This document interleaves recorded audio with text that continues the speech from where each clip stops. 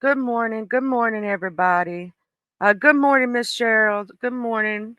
Hey, beautiful. Good morning, everybody in the Cloud Watchers and everything else. Now, we have the True Crime Thursday today. We are going to be looking at, hold on just a minute, y'all.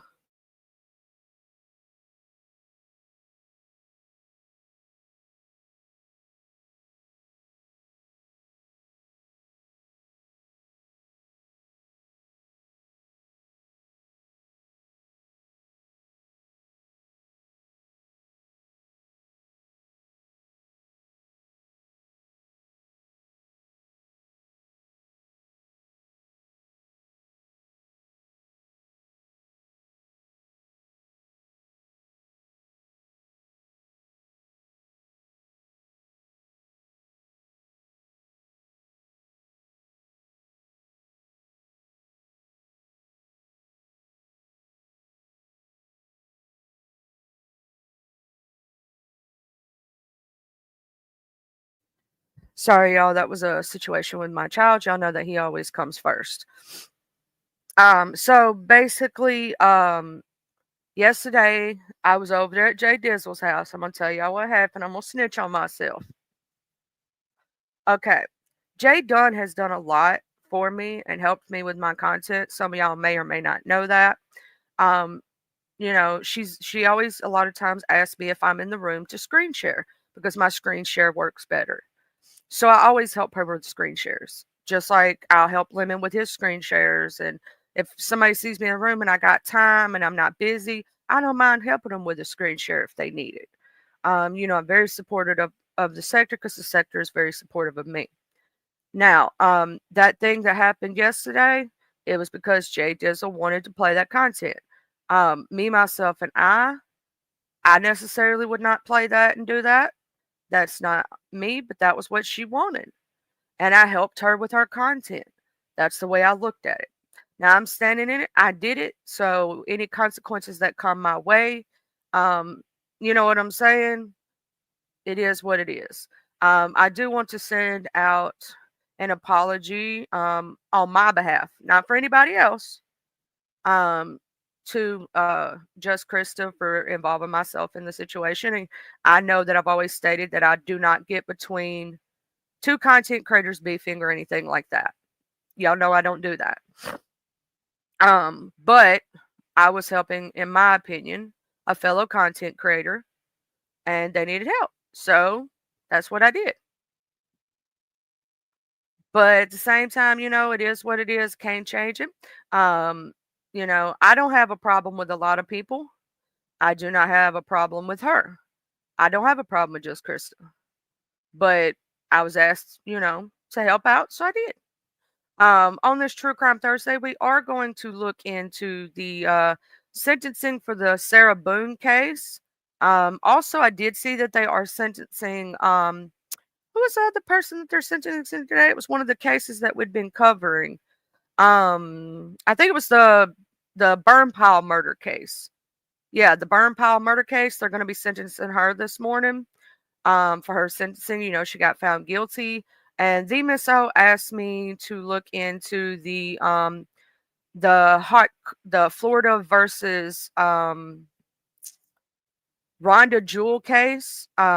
It's where she left the baby in a hot car, right? So we're gonna look into that.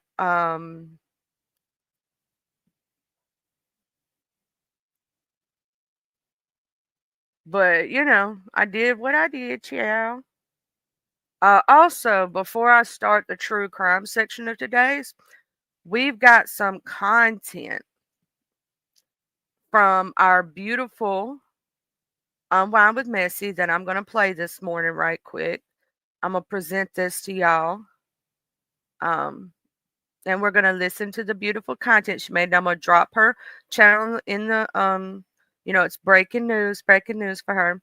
Breaking content. That's what I'm gonna say. Um, for our beautiful Unwind with Messy.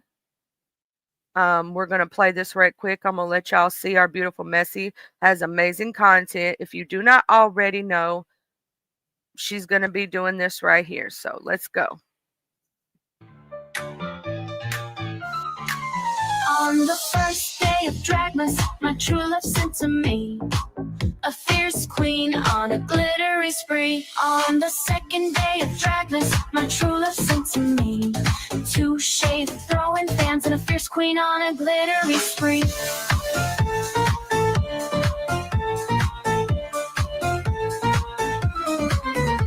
On the third day of Dragmas, my true love sent to me four wigs a flippin', three lip sync battles, two shade throwing fans, and a fierce queen on a glittery spree. On the fifth day of Dragmas, my true love sent to me five snatched waistlines, four wigs a flippin', three lip sync battles, two shade throwing fans, and a fierce queen on a glittery spree. On the seventh day of Dragmas, my true love sent to me seven memes a mocking, six trolls a trolling, Five snatched waistlines, four wigs a flippin', three lip sync battles, two shade throwing fans, and a fierce queen on a glittery spree. On the eighth day of Dragmas, my true love sent to me eight hashtags trending, seven memes a mocking, six trolls a trolling, five snatched waistlines, four wigs a flippin', three lip sync battles, two shade throwing fans, and a fierce queen on a glittery spree.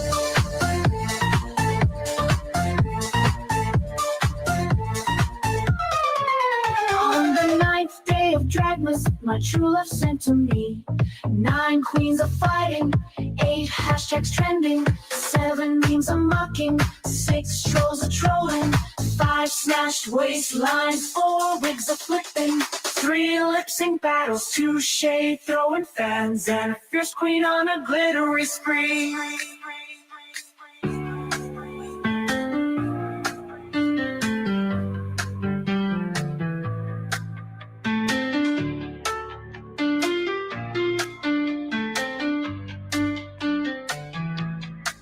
On the 11th day of Dragmas, my true love sent to me 10 fans are screaming, 9 queens are fighting, 8 hashtags trending, 7 memes are mocking, 6 trolls are trolling, 5 snatched waistlines. The 4th day of Dragmas, my true love sent to me 11 looks are slaying, 10 fans are screaming, 9 queens are fighting, 8 hashtags trending, 7 memes are mocking, 6 trolls are trolling, 5 snatched waistlines, 4 wigs are flipping, 3 lip sync battles, 2 shade throwing fans, and a fierce queen on a glittery spree.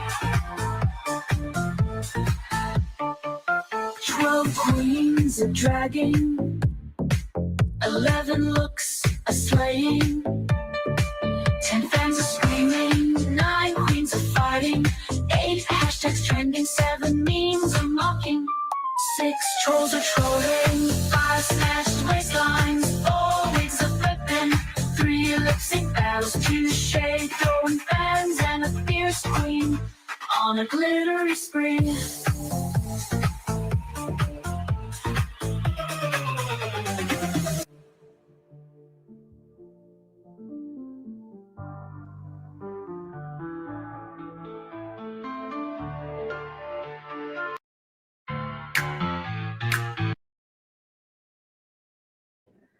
That is some beautiful content by our beautiful Unwind with Messi. She will be making that live soon. So please go over there and share your support. Like her channel, subscribe. She will be dropping some content and whatnot. So, I shared out her channel and link in the chat. If you could please subscribe to our beautiful Unwind with Messi. She's going to have some amazing content for the next couple of days. So, I had to do that. Also, we have some contests that's coming up in the beef sector. If you're here chilling and learning. Y'all know Lady Nika. She is having her ugly sweater contest. That is coming up. The charcuterie board contest is also coming up on Miss Leo the Lioness's page. So those are the two contests we got right now that I know of. And Miss O was talking about doing something kind of like an award show, and it's not just going to be the beef sector. It's going to be, it's basically you take all 12 months of this year and what happened. And, she's going to, her and Miss Brooke were talking about putting this together, creating categories, all this other stuff. Who's involved with the most mess, this year. Was talking over there. So they're talking about doing that. We got to get together all the deets and all that stuff. I'm going to help them with the graphics. So anybody who is an AI specialist or a graphics person and they want to get involved, please let me know. Hit me up. I just wanted to put that out there. But we are going to right quick go over to our disclaimer. Copyright disclaimer under Section 107 of the Copyright Act of 1976. Allowance is made for fair use for purposes such as criticism, comment, news reporting, scholarship, and research. Fair use is a use permitted by copyright statute that might otherwise be infringing. We're going to be looking today, so this is going to be news reporting pretty much. We're going to be looking at cases for the true crime. I'm going to go over here and I'm going to screen share the first, we're going to look at the Florida babysitter case because there's a lot of information with it. Then we're going to watch the sentencing for the suitcase murder trial and the if Sarah Bones comes on and it actually, comes on while we're live. Then we'll also go over it, and then I'm going to drop the link. And those who want to come up to discuss said information, we may do so at that point. So, first, I'm going to share, and we're going to read this situation. All right. Investigators said Paige was left unattended. This right here is, this is the one with the video. So let me go ahead and play this for y'all. Babysitter accused of leaving a 10-month-old to die in a hot SUV took the stand in her own criminal trial this afternoon. 46-year-old. Uh-oh. Y'all, a commercial came up.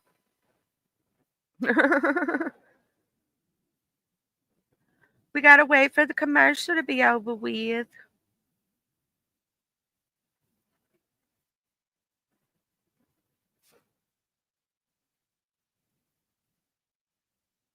Rhonda Jewell is accused of leaving Araya Page unattended in a hot SUV in McClenny for 5 hours. It happened last July on one of the hottest days of the year. Araya's family told News4Jax earlier this year they had hoped Jewell would take a plea deal to prevent them from reliving last year's horrific events.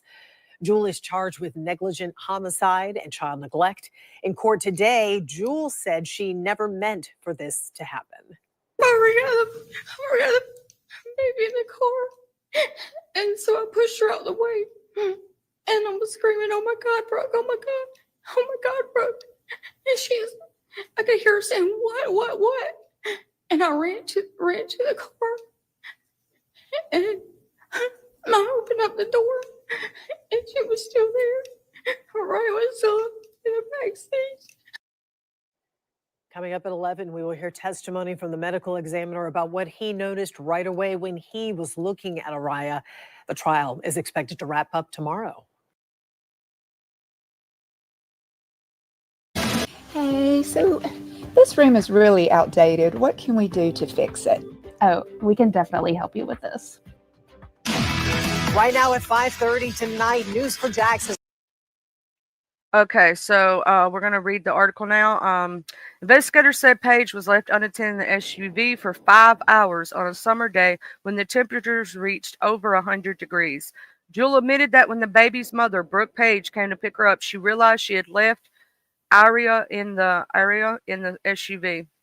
That's when I realized I didn't get the baby out the car, Jewell said through tears on the stand Thursday. I forgot the baby in the car. And I ran to the car and I opened up the door and she was still there. Aria was still in the back seat. Jewell told the court she started watching children as a babysitter when she was 17 years old, but took a break after she had children of her own. She said she didn't start babysitting again until 2017 and that she cared for the children she babysits as if they were her own. I loved her like she was my own, Jewell said in her relationship with Aria. She said that she saw Aria's grandmother, Monique Carter, as her best friend and spoke of their relationship with Aria's mother, Brooke.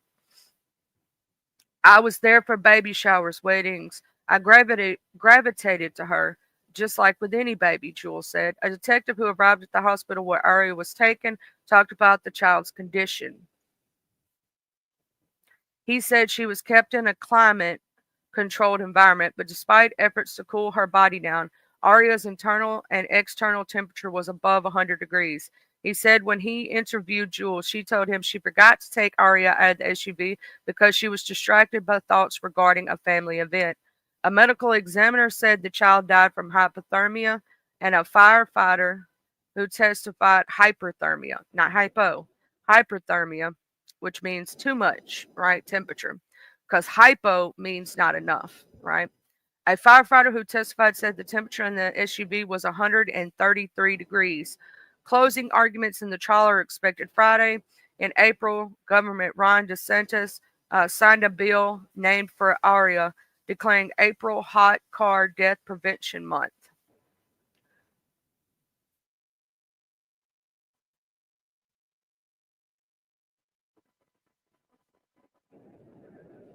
Hold on just a minute. We're going to share this tab instead.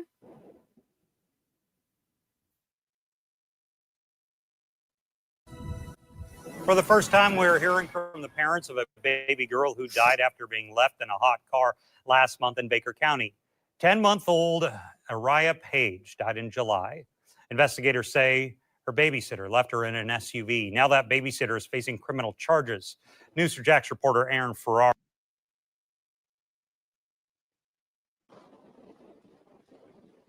was in Baker County where friends and family held a rally for the baby. That rally is called Justice for Aria. You see dozens of people stationed at the four corners of the intersection of McClenny Avenue and 6th Street. A lot of people holding up different signs with pictures of Aria. And their message is that they say they want justice for Aria, including that same message coming from her parents. Baby Aria kissing her mother. This is the last video Brooke and Justice Page have of their only child. She grabbed my shirt and pulled up on me, and I was like, oh my gosh, Aria, I think we're almost to your first steps. She would pull on my chin, and the little bit of hair that I have, she'd pull on it, and she'd always just come up to me, and if I'm asleep, she'd slap me and wake me up, and she was a daddy's girl. At just 10 months old, Aria died after being left inside this hot SUV for hours last month. According to an arrest report, investigators say her babysitter, Rhonda Jewell, left her strapped in her car seat and then went inside a house where she was also set to watch other kids. The report says Jewell forgot about Aria being inside the car. She is now being charged with negligent manslaughter. Every time you do get into a hot car, just remember that that was my daughter in that car for 5 hours. I just don't want any other babies or any other children to ever experience what Aria did, because it hurts. Today, the Pages and dozens of family and friends held this rally in McClenny to highlight Aria's death. Big posters with the baby's face and these phrases indicative of why they're doing this. And I do everything that I can to get justice for her. Wake up every day and I tell myself I got to do this for Aria. As they say, they are pursuing justice. Aria's parents say they plan to hold a similar rally just like this one on Tuesday morning at 8 o'clock that morning. That's 1 hour before the arraignment, and that time it will be over in front of the Baker County Courthouse. Reporting in McClenny, I'm Aaron Farrar, Channel 4, the local station. In other news tonight,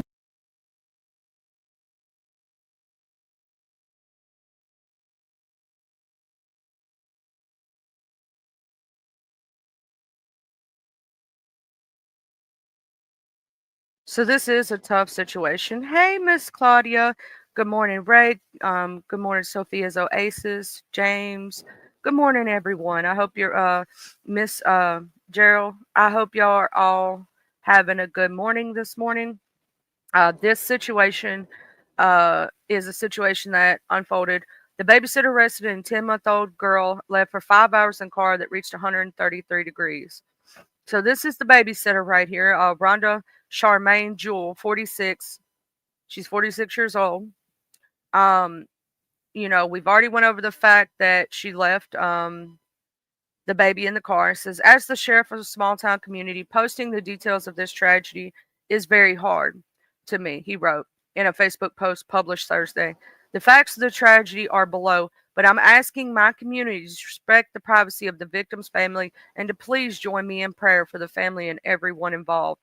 Deputies claim that Rhonda Shemaine Jewell, 46, picked up 10-month-old girl from the mother's home in the city of McClenny at approximately 8 a.m. on Wednesday. She had been babysitting the girl on and off since June. Investigators said the day she was supposed to look after a total of four children, which include the victim. Rhonda drove to another residency in South McClenny where she was going to babysit other children as well. Rhonda arrived and went into the residence, leaving the infant in the vehicle. It wasn't until the mother of the infant arrived around 1 p.m. to pick up that infant that Rhonda realized the infant was left in the vehicle. The internal temperature of the car reached more than 133 degrees Fahrenheit, according to the arrest affidavit obtained by Law and Crime. Temperatures outside were 98 degrees, authorities said. The baby was taken to Fraser Memorial Hospital and pronounced dead, deputies said. Medical staff found the baby's internal temperature to be 110 degrees Fahrenheit, which was the highest that the thermometer could measure. The girl's internal temperature was 102 degrees Fahrenheit, they said.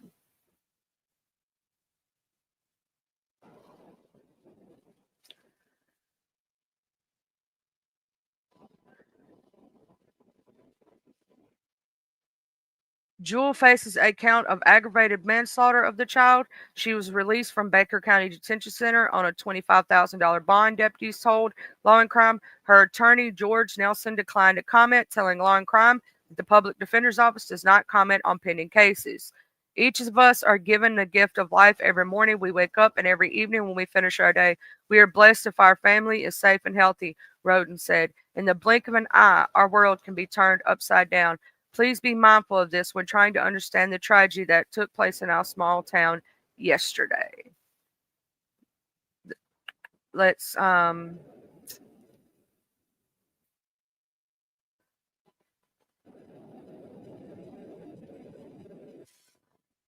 go over here to I got another one.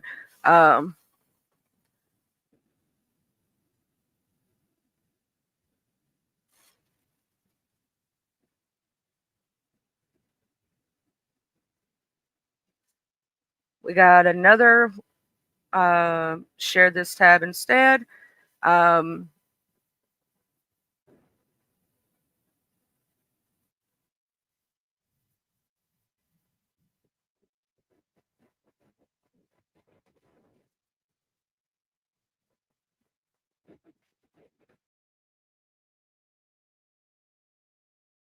I was afraid of that. It just stated that I had lost connection or something. So I'm going to have to restart my screen share.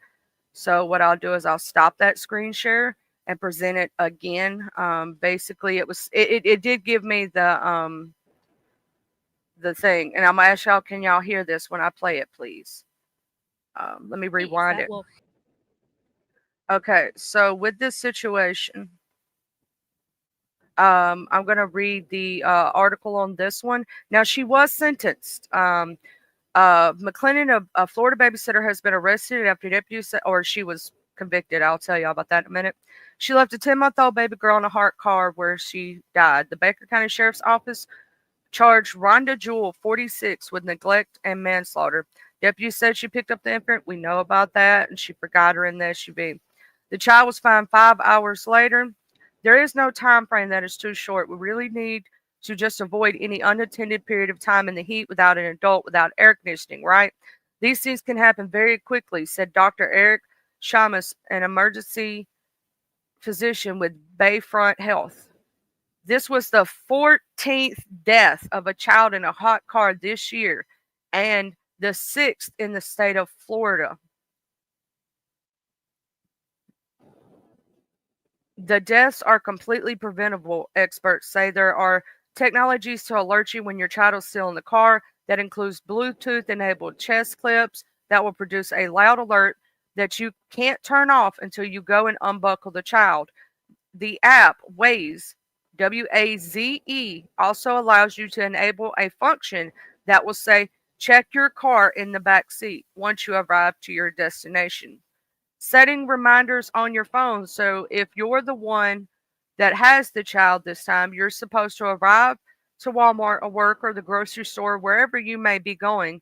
Set the reminder to check the back seat, said Jessica Winberry with Safe Kids Northeast Florida and Wolfson Children's Hospital. With temperatures in the low 90s for Friday, inside your car without the AC on can feel like 110 degrees within 10 minutes and 134 degrees within an hour. And you also have to account in when we're talking about these hot car things, right? Not only does the car heat up fast, but if you have black interior, if you have leather interior, it actually makes it get hotter inside the car. So these things and whatnot. So we're going to look at this one right here. We're going to share this tab. She was found guilty of murder.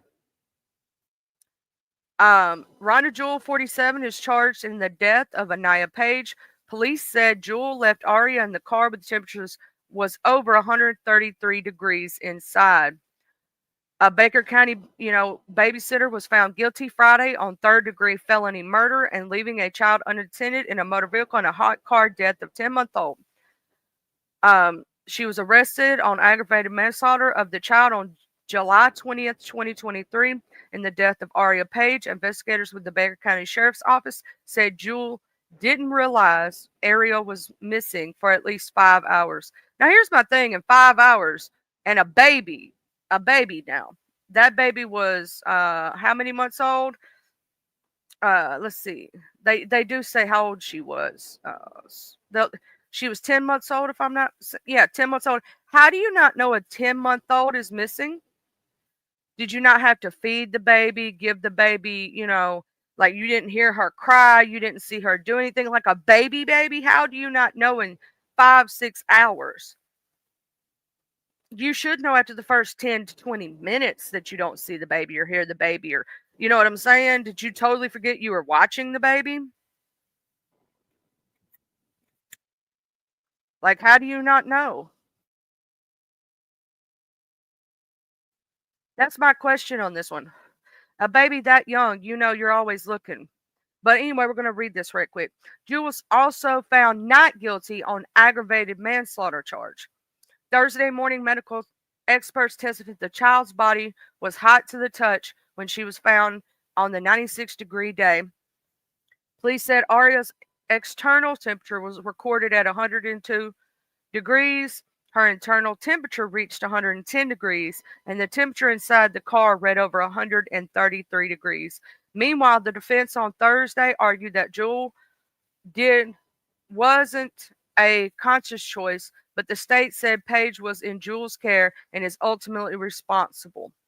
Jewell's arrest report states that she was supposed to be babysitting Aria along with 3 other children. It also says Jewell had been babysitting the baby girl off and on since June.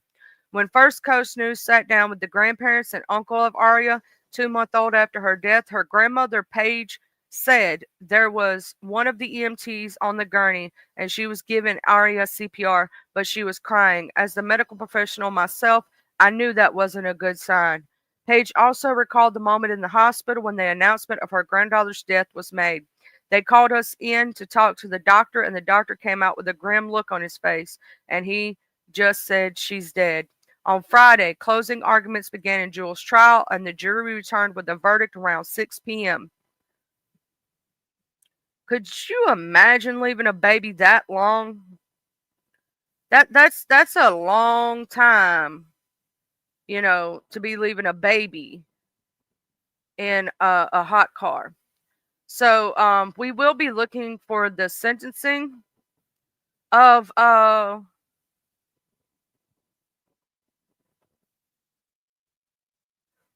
So right now I actually am seeing now I will say also the family did state this is not supposed to be playing right now, did state that they are they are going to sue her for wrongful death. So not only will she get criminal charges, but they're also going to sue for wrongful death. Good morning, the Hood Table. Good morning, Miss Cheesy Mac. Good morning, Casey. I saw you come in and wasn't able to speak right at that moment. Thank you all for also letting me know that the sound went out and everything else. Miss Claudia, good morning, everybody. Good morning to all my cloud watchers that's up in the sky right now. If you would please hit that like button, that share, and subscribe and become a member today. We will have game nights and movie nights and nice things over here for the members. And trust me, the games are really, really fun. And now that I know I need to unplug my headphones, y'all will have sound to it. You know, I believe that you will really enjoy that if you just take the opportunity to do it. It's a lot of fun. I promise. I promise you're going to have a lot of fun. I know it seems like, well, I don't want to have to get 2 devices. I don't want, you know what I'm saying? I understand that, but I promise you will have so much fun. It will be a good night. It'll be a giggly night.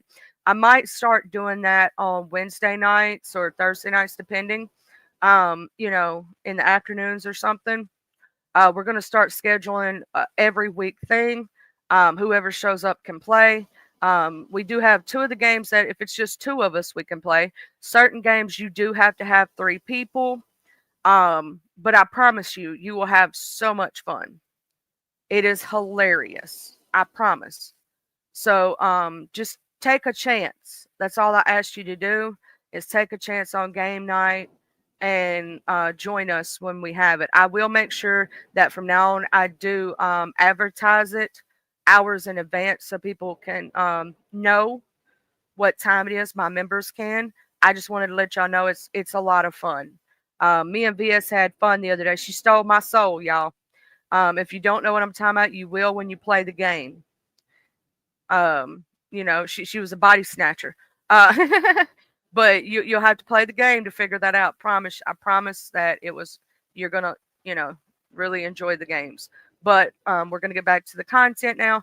So you know, we do know that she was found guilty.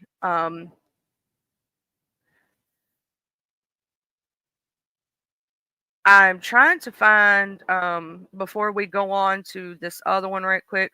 I was making sure that see if there was any sentencing in that case yet. I do not believe there was.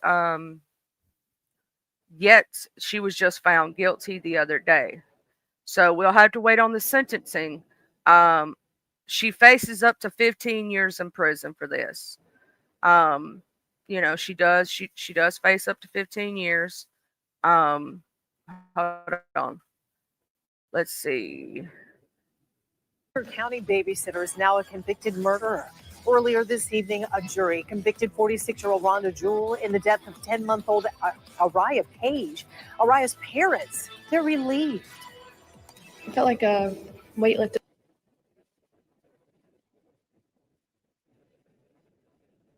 off my shoulders. I feel like I finally accomplished something for Araya. I feel like I did right by her, constantly fighting and never giving up and always pushing forward. That's Araya's mother. On July 19th of last year, she and the babysitter discovered Araya's body in the back seat of an SUV. Yeah, Rhonda Jewell was Araya's babysitter, and she said that she forgot she left the child in a hot SUV for 5 hours.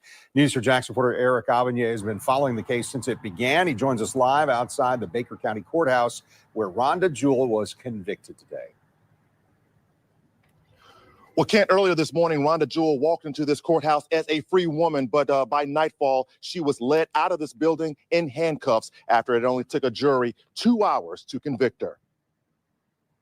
A tearful Rhonda Jewell sat next to her attorney after learning she had just become a convicted murderer. A jury found her not guilty on the charge of negligent manslaughter, but guilty on the charges of third-degree murder and child neglect. She was a babysitter who admitted to both police and the court that she was babysitting 10-month-old Araya Page last year and forgot that she had left the child in a hot SUV for 5 hours. I didn't get the baby in the car. I forgot. I forgot them. A medical examiner testified in court that Araya died from extreme heat exposure. Following Jewel's conviction, Araya's father, like so many others, wondered why Jewel pled not guilty and decided to force Araya's family to endure a criminal trial. From the beginning, I've always felt like it was cut and dry, and I didn't feel that it even needed to go to a trial. I mean, it was plain and simple from the beginning. Brooke Page said the thought of losing her daughter by way of something so preventable has stayed with her and her family since day one. It took a toll on us. It took a toll on us, our family.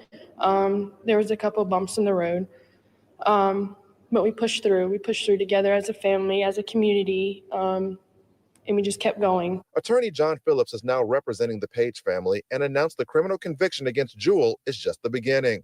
As of this moment, Rhonda is a convicted felon and a convicted murderer of Araya, and that's what's important. And you know, we've gotten through the hard part. Babies be babies. We've gotten through the hard part of the criminal trial. We are going to file a wrongful death suit. Phillips says the criminal conviction against Jewel makes it that much easier to win a wrongful death suit against her. Now, at some point, Rhonda Jewel will be brought back here to the courthouse to face sentencing. She could get up to at least 15 years in prison just on that third-degree murder charge alone. Reporting live from outside the Baker County Courthouse, Eric Avanier, Channel 4, the local station. Thank you, Eric. And earlier this year, state lawmakers unanimously passed a bill called Araya's Act. It was signed into law by Governor DeSantis. Under the law, April is designated as Hot Car Prevention Month in Florida. The law requires certain agencies and local governments to sponsor events that educate the public on the dangers of leaving unattended children in hot vehicles. Tonight, we're hearing from the St. Johns County deputy who helped save two 18-year-olds. So they did put into a law for Florida the Araya Act, right? Y'all heard that. Good morning, Red Wings hockey. So we did hear that, so we know that's a thing. We're also going to go over here and we're going to see the sentencing for Sarah Boone, because y'all know we watched that case when the hot baby, the Farrah versus Rhonda Jewel case does come up for sentencing. Y'all know if it's available, I will make sure that we show that. This is the sentencing for the lady who played hide and go seek with her husband, and he passed away in the suitcase. So we're going to be listening to this, and right quick, we're going to listen to her sentencing. Hey, Jay Dizzle. That was presented at trial. The victim impact statements presented here today. The statements of character witnesses, both orally and in writing. Dr. Harper's report and testimony. The defendant's testimony. Pre-sentencing investigation.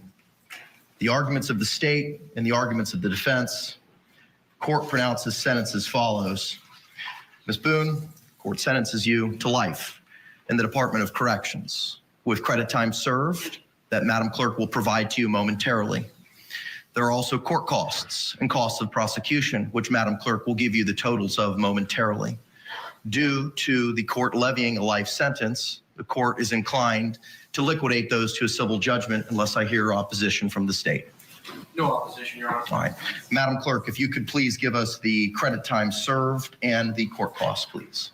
4 years, 9 months, and 8 days, and the court costs are $418, a state prosecution fee of $100, a dirt fee of $50, and a PD. Oh, excuse me, you're not screwed. I'm right. So the total would come up to $618. $618. All right, ma'am, the court costs and costs of prosecution are $618. Those will be liquidated to a civil judgment. You will be given credit time served of 4 years, 9 months, and 8 days. You will have 30 days from today to appeal the judgment and sentence in writing. If you cannot afford an attorney, one will be provided to you. I'm going to have the courtroom deputy provide you the paperwork. Because you've been incarcerated for the last 58 some odd months, the court is going to declare that you are indigent in this matter. I cannot appoint the public defender to represent you as they are conflicted out. Similarly, I cannot appoint the regional conflict counsel to represent you for the same reasons. The clerk will appoint an attorney from the conflict wheel who specializes in appellate litigation. And again, you'll have 30 days from today to appeal that judgment and sentence in writing. Do you have any questions for me? Went over the rights with her now that he's issued that sentence, Michael, and I just have to say a life with time served, which is the 4 years, 9 months, 8 days taken off, but she's in prison for life under this sentence. Yeah, the prosecution said it. She gave a death sentence to George Torres. I thought it was a compelling argument. Yeah, I think so too. Still with us, criminal defense attorneys Jack Rice and Josh Schiffer. Jack, weigh in on the sentence of the judge, life. That means she's not getting out, and also that he liquidated any civil judgment in this case because she'll be in jail for the rest of her life. When we think about the most compelling piece of evidence here, the most compelling piece was that videotape of him begging for his life and for her laughing. But at the same time, I really have to be impressed by her attorney who actually took that very same fact pattern and spun it. This is exactly what a very good advocate does, that says, who could do that but somebody who had been brutalized themselves in some way? And it even forced me, as I watched this, to reconsider, as I've watched everything with everybody else. And I think that really says something about a very, very, very good attorney. Yeah, you're right. Josh, was this too harsh? I mean, I'm looking at someone with no criminal history. I think it was clear that at some point she was abused by the victim. She had some treatment or mistreatment as a child. I don't think she meant to kill him. The state thought the case was worth 15 years early on in the case, yet she gets life. What do you think? This was her opportunity for mitigation and to really go into the circumstances that don't excuse her behavior, but at least provide some context. And it would have given a very strong advocate. I echo what Jack said about her lawyer fighting for her best interest all the way through this process, because it's very difficult to come back after such a clear ruling from the jury, after all the evidence that we saw, after hearing from her on the stand and now post-conviction, and give much consideration to what she has gone through. Even though it's clear, even though it's authentic and honest, she has had an incredibly traumatic and difficult life. It wasn't the pathway that was going to allow any judge to give mercy. And you see, the judge didn't go on and on. No. Judge knows this is getting appealed. Judge knows that any extraneous dicta or discussion was going to just complicate that. He sentenced. He gave a sentence that he can stand by, get reelected, satisfied the victim's family, and close this very sad and odd chapter.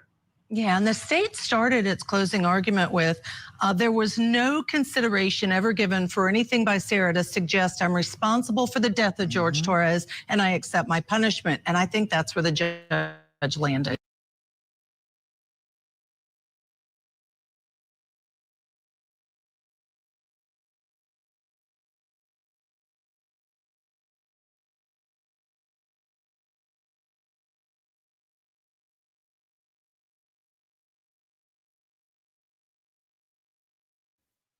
I was making sure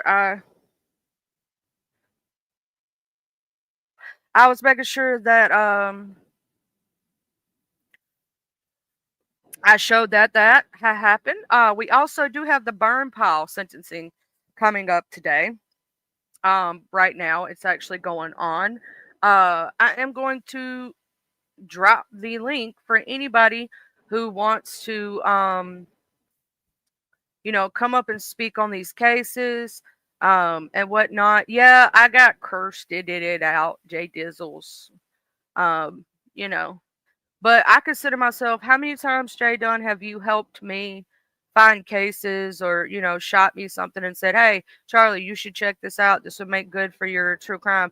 I consider myself helping you and you've helped me. And that's the way I felt about it.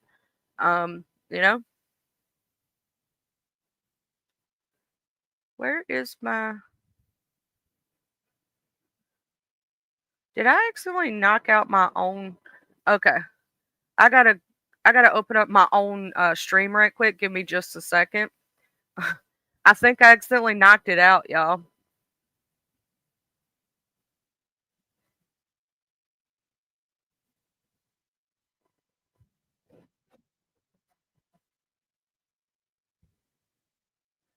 But we are going to watch the sentencing also of the burn pile lady because, you know, that's something we covered, and I like to finish things out to the end.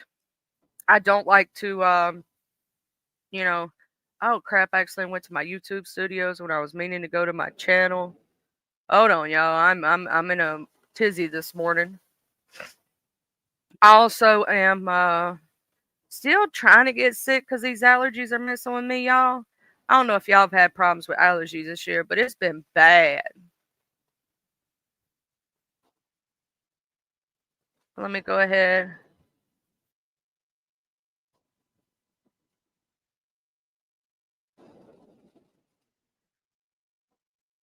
All right, let me go back up here. I think I did the message. Let me exit off some of these things that I have pulled up right now because I have way too much pulled up on my screen. Okay. So we did note that Sarah Boone got sentenced to life in prison. They did give her I'm gonna exit out of that. I'm exiting out of some of these things that I have on my screen. But so Sarah Boone got sentenced to life. They did give her time served on the months that she had already been in jail, which with a life sentence, and they didn't say if there was a possibility for parole. I need to check into that. Because I didn't see if there was, you know, a possibility of parole for her. They just said a life sentence. Let's see right here. Let me read this. It says, Sarah Boone has been sentenced to life in prison for zipping up boyfriend in a suitcase and ignoring his cries for help. The 47-year-old Sarah Boone, 47, was found guilty in October of second-degree murder in the 2020 death of her boyfriend, George Torres. During Monday's sentencing hearing, Boone addressed the court and detailed alleged incidents of abuse. We got it. Let me make sure this is her. It is authenticated, but I'm still, because you know Jay Dizzle, she'll get on my butt if I don't do this. Hey, girl. Hi. Good morning. Good morning. How are ya? I'm doing swell. How in the hell are ya? I'm doing good, girl. I was going over these cases, you know, we do for true crime. Yeah, that's the thing. I saw the Sarah Boone verdict when it came out initially, and I messaged Miss O about it when it happened, but she never did message me back. I wonder where she at. I might have to go look for her on Instagram. But I read about to the beginning. You don't owe nobody no apology about nothing. I can't wait until I be able to whether it's ODS or Pizarro or whoever go live next. I'm gonna get up there. Well, I didn't really say anything, and you didn't ask me to during it because you know that's not my just really. You know what I'm saying? But no, all you did was have the second device for me to play the part that I needed to play. And the fact that Pizarro always have people to come and play a second device for whatever she doing, they crazy as hell. The only thing that I could think of, Charlie, is that they don't like that my audience gave you cash apps. I do that for you because you do that for me. Like, how many times have you shot me like cases to look up and thought they would be interesting to share, right? And so in my opinion, what I was doing was returning a favor. Like, you help me, I help you. You scratch my back, I scratch your back. You know what I'm saying? Right. No, that is true. And another thing that I'm going to check as well, because I had to listen to the replay, because I guess they was live when we was live last night, but I didn't even know. But another thing that I heard was Brianna talking about, and imagine that they over there on Jay Dunn's playing the funeral. Jay Dunn playing the funeral with TSCC. And I'm thinking to myself, you big fat bitch, wasn't you TSCC until VS had to kick your ass out 4 times? Also, there is no TSCC anymore and hasn't been. Right, but I'm just thinking the nerve of her to try to put her nose up and say I'm with TSCC. But meanwhile, when I used to be up on her platform, she wanted to be an individual. And see, that's the problem that I have with that. I'm like, girl, I know you didn't. Because I still got the video receipt when VS kicked out that first time. I was there. I remember. I always tried to stay out of their beef, when they, because here's the way I looked at it with those two. They would beef and then they would be back cool again. So I was like, nope, I ain't getting in it. I'm like Bennett. I ain't in it. Right. Yeah, I just thought that was the craziest thing to hear that. But yeah, I don't know what their problem is, but don't worry about it. I'm gonna get to the bottom of it. Yeah, I just somebody had added me and told me about it because I didn't know either because I was over there on your live and I was fixing to go to bed actually, after I got off your live. And I ended up couldn't sleep last night. My insomnia was acting up, girl. But I was laying down and I had saw that and I was like, what am I in trouble for? What the heck's going on? And I went over there and I said, I heard I'm in trouble. She goes, yeah, I cursed you out. I was like, shit. I was like, I did not red ball. I have to go rewatch it and see how bad the curse out is. Well, I don't think it really wasn't like a going in to cuss you out. It was just like, I guess they under the assumption that we actually held the funeral for the woman. Ain't nobody hold no funeral for the woman. We listened to the speech. And it's a lot of stuff that just didn't add up with that speech that Krista said versus what she's saying today. Well, the people wanted to hear it. You wasn't the only one, Jay Dunn, that wanted to hear it. There was a lot of people in the chat stating that they missed it when the other person played it. See, what they don't understand is that was played way before we played it. Oh, I know. And Diva Tomboyish, she done took it and put it on her backup channel and put it up. I just think it's quite ridiculous. But to me, it sounded a little salty and slightly jealous, because I will say, even with them being live, we still held a steady almost 300 people, if not 300, while they was doing what they did. And another thing about it is, you can't dictate what the hell content I put on my channel. Who the fuck are y'all? Sorry to yell in your ear. Oh no, you good, girl. So it's like I can't like, even if me, myself, and even if I wouldn't have done that, right? I can't tell you how to do your content. And if you need help with your content, I'm going to help you just like you help me. We both have different content in different ways. Yeah, I agree with that 100%. But yeah, that's I listened to the replay of it, and so that's what I heard. But I'm gonna get to the bottom of it. Don't worry. I know you always do. And child, I thought you was gonna go off on Duke Pharaoh last night. You probably did after I fell asleep. Girl, no, because I didn't go off on Duke because I really don't even know. He said his Asperger's was Aspergering. He said that. So I didn't know if he was being intentional or if that's just part of his condition. You see what I'm saying? I get what like, you mean. well, how he be. So no, I bit my tongue because I don't know. I don't know him well enough to know if he was trying to be disrespectful or not. But once he stormed off and left off the link, I just let him go ahead and go about his business. What, he did something else? Mostly his live last night was talking about Broom Shaker and Big Baby. And he was saying that Broom Shaker and Big Baby should do a show together.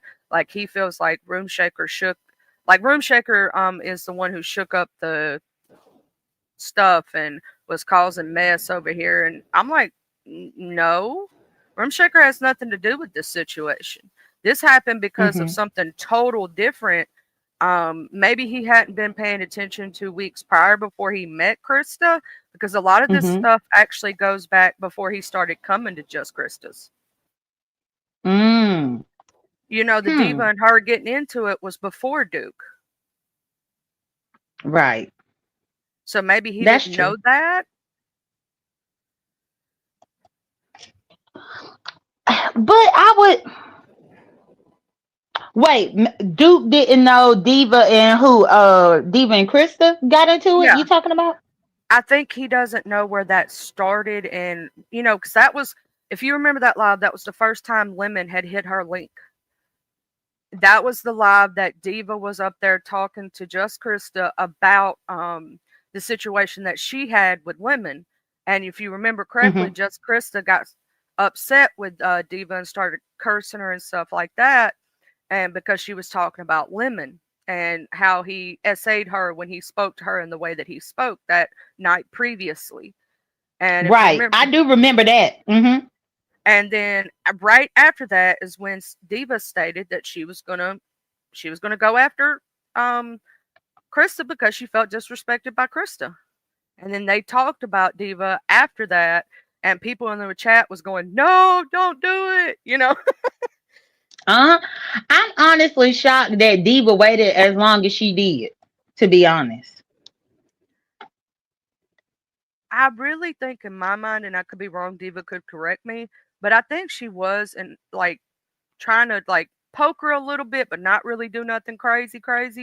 And I think it just because it was like I believe something else was said that I may have missed or don't remember right this second, that Diva went ahead with her actions because of something that happened and she felt disrespected. Because you know how Diva is. If she feels disrespected, she's gonna come back at you. Right. No, that's true. And even I think Lemon, I want to say about like last week or something, even Lemon had told Krista to tread lightly with Diva. But Krista just, you could tell her stuff all day long, but she thinks she know everything. And to be honest, I think that Diva didn't go at Krista like that because of her respect for Shelly. To be honest, but sometimes the respect got to go out the window. That is very true. I also believe that, you know, if it hadn't happened with Diva, where she was also messing around with Mo3, it was going to happen anyway. Because if you're messing around with people and certain people, it's like there's certain bears you don't poke. And poking over there in the Mo3 sector, you're going to mess with the wrong person, especially if you don't know them and you don't know which ones you can play around with and which ones you can't. Somebody's gonna come after you in that way anyway. So this was bound to happen. If I was her, I would have came out with it myself. That's just me. Or deny like Miss Dovey does. That's true. But I think the same thing goes with the black sector people too. And I think that's where Krista got it fucked up. Because all she did was come back and realize all these new people here. But she just don't realize that some of them black sector people would do the most as well. And I think Diva kind of had to make her a believer. Yeah, I don't play around over there like that. I'm scared of some of them people. I admit it. My mom and daddy taught me not to play with bears and don't walk out in a tiger den with a meat bathing suit. Well, my mama always taught me. Or no, what's that saying? If you see me fighting the bear, you better help the bear. Well, you a different beast, Jay Dizzle. You better jump in and help that damn bear. You a different kind of beast. You know what I'm saying? I'm the kind. I don't know what to do. I'm a scared little white girl. I admit it. Oh, and that's what I was just about to say. I haven't looked into it yet, but I just thought about it. My mind all over the place, so my bad. But I just thought about it. It's another Mississippi case that's happening right now. I think it's looked at as a hate crime or something. Somebody, I want to say like a trans person, I think got unalived. And Oh, I saw it on my because I keep my TV on Court TV, and I saw it yesterday actually. I think that case just started recently. I gotta see the name of the people so that you could look it up. also, I do not like our governor we have right now. That was the lawyer who screwed me on my case I told you about. I can't stand him. Mm-hmm. I remember you was mentioning about that. Now it's on the tip of my tongue about that damn case. And I looked it up and I feel like, let me see. Let me try to look real quick. Hold on 1 second, Charlie.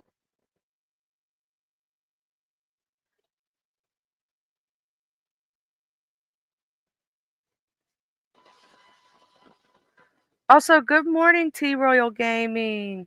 Hey, Ray. That's my Ray. But yeah, no, I'm over here looking too. And then trial begins for man charged in the university. That was in Grenada. That was about a gay man though. And there was something about affirming healthcare was denied in Mississippi. Yeah, that's the one. It's the Harrington murder, the Harrington, Mississippi versus Harrington. Okay. Mississippi versus Harrington. Mm-hmm. Because I put it in my playlist to watch later. I put it in there last night. But once we got off my live, I ended up going to bed. So I didn't even get to look at it yet. I'm gonna make sure that I look that up and get all the info on it so we can start that. Thank you, Jay Dizzles. There's another case. See? Yeah, because I when I came across that one, I was like, now what? Because I know the last Mississippi one that we looked at was that little girl. Yeah, But I'm happy that Sarah Boone got life. But even with time served, when you facing a life sentence, does it even matter? Yeah, it really doesn't. And even if they give her the possibility of parole, she's still looking at 40 years. Uh-huh. And she's already how old? She's like in her 30s or something like that. She looked like she's Sarah in her Boone 40s. is like 40 something, I think. I was about to say, I think she's in her late 40s or something. That would mean that she would be 50, 60, 70 something, 80 something years old if she did ever get out. Yeah, not only that, when I was looking at her, Charlie, I don't know if it's just the 4 or 5 years that she been in jail, but she looked rough. Like she looked totally different than how she looked when this whole case first started a few years ago. Have you ever noticed that though? When some folk go to jail and they come out, they look rough as crap. They look like they aged by 10, 20 years or more. And you're like, Mhm. what? You ain't even been in there 2 or 3 years and you look like you aged 20 years already. It's some Right. hard And knocks one life. thing that for the life of me that I don't understand is when people get out of jail and they be fat. I know, right? I'd be up in there. Because I'm like, I heard the food ain't good and you can't do nothing but just walk around. So how you got fat up in there? I'd be so skinny, child, because I know I ain't eating that nasty food. Yeah, I got it's up in my playlist too, that I got waiting on me, which I'll probably get around to it sometime today. It's somebody that do content on YouTube, and he showed his meal, his Thanksgiving meal and like his Christmas meal in prison. Girl, that mess look horrible.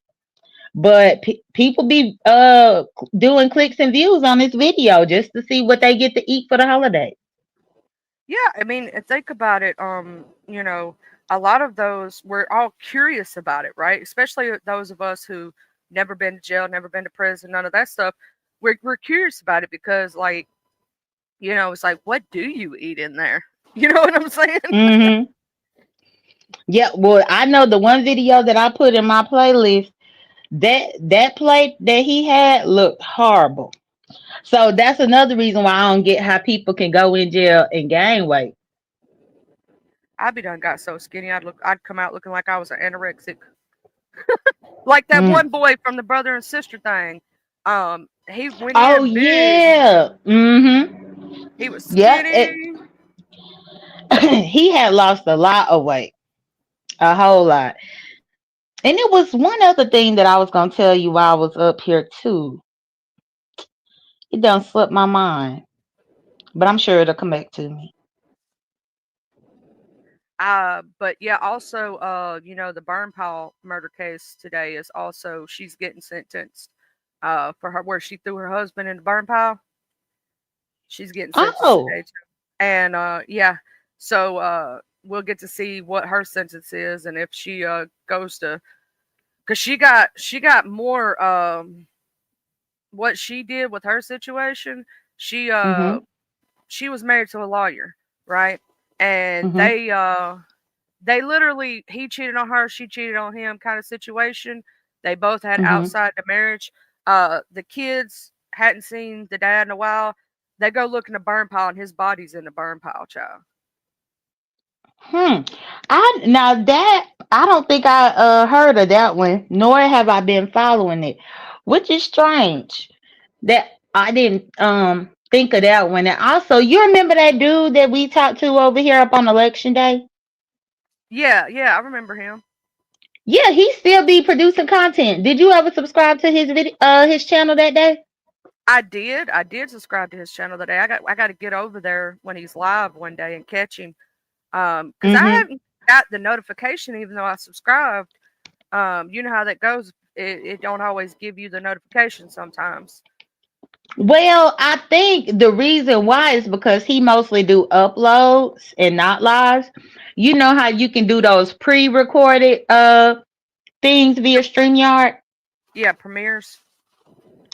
Well, a premiere, yes, but like when you came into StreamYard to set up this live, it gave you the option of live, pre-record. Yeah. He do most of his as pre-record. Because I went over there and took some time to go through his videos on that channel to see what was what.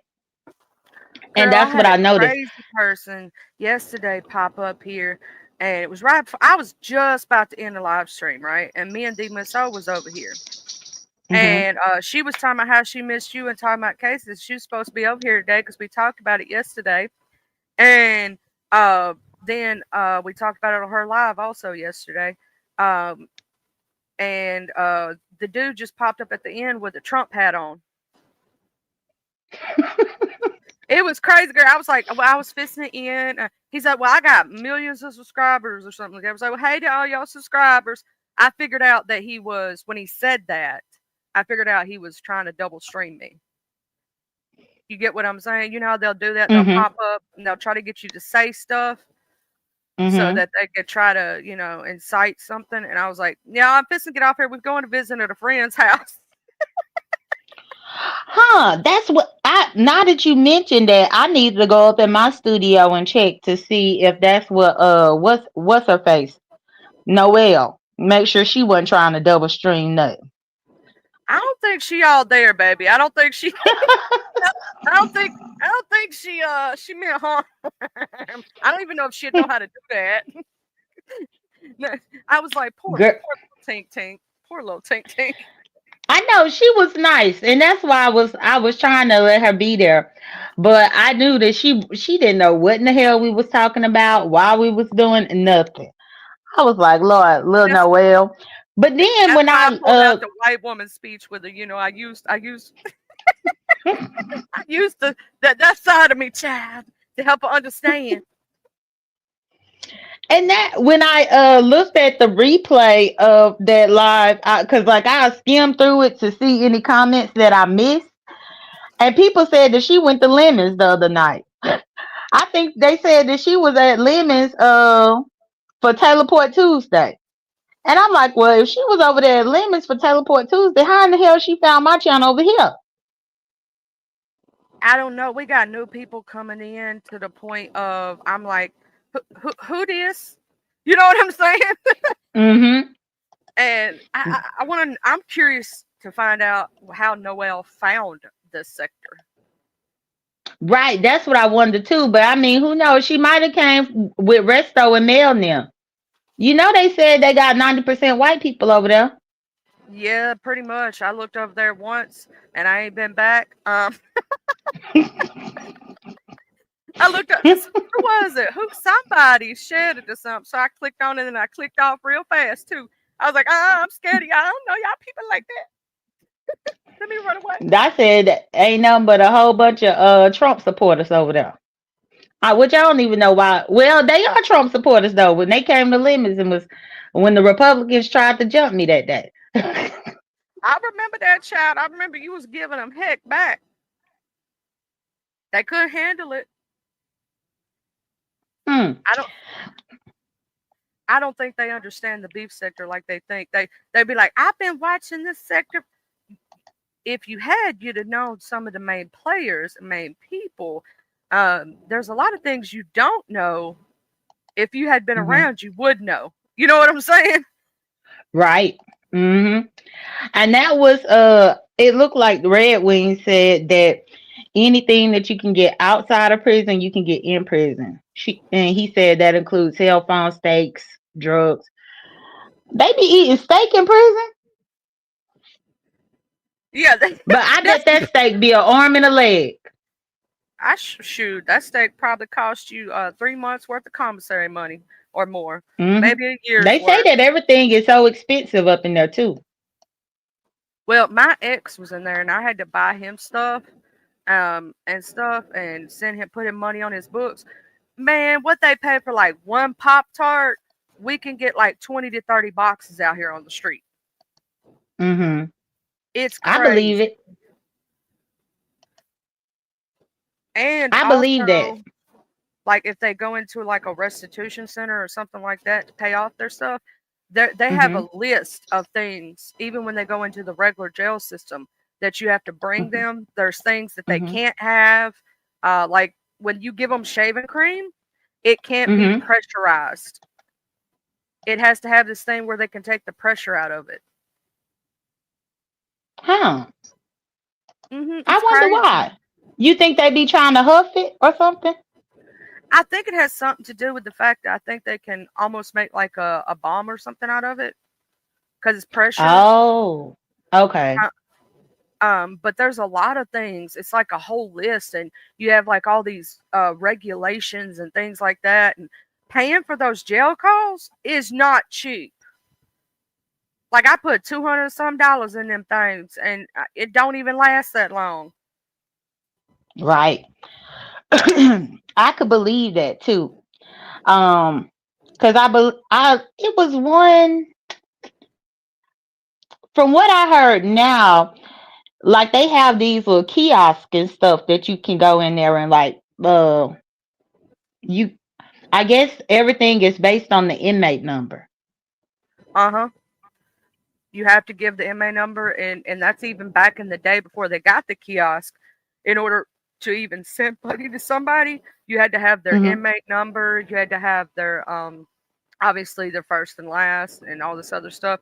But it's crazy on the list if you really look at it, what they can and can't have, and what you have to like buy them specific. Like in the jail that my ex went to, he had to have white underwear, either A, boxers, or B, whitey tighties. It could not be they couldn't have like boxer briefs. They had to have either boxers, and specifically boxers, or whitey tighties, and they had to be white in color. Well, I think that makes sense because I'm sure that they trying to make sure that people ain't smuggling anything up in their underwear. So it's just easier to be able to see anything up on the white underwear, maybe. Also, I think it has to do with the way they wash them and stuff, because like they put them all in the same washer and everything, which means they have to also. The funny part is that you have to write their name in permanent marker on everything that you buy them, so that they don't get mixed up with other jail people's stuff. They don't be switching underwear and stuff, pretty much. Gotcha. That's interesting. Yeah, I never really thought about how intricate some of that stuff really is in there. But yeah, I think probably what I'm gonna do, Charlie, because I didn't even realize that I gotta put my phone up on the charger, but then I also want to go look real fast at that video about that Mississippi one to see the gist of it, and then I'll come back and tell you what it's about. Okay, I'm probably going to play this sentencing right quick if it's not too long on the burn Mm-hmm. pile murder lady. Mm-hmm. I did cover that trial in its entirety on, I forget which episode of True Crime Thursday, but I did cover the entirety of that trial and did a breakdown of it for the burn pile Okay. lady.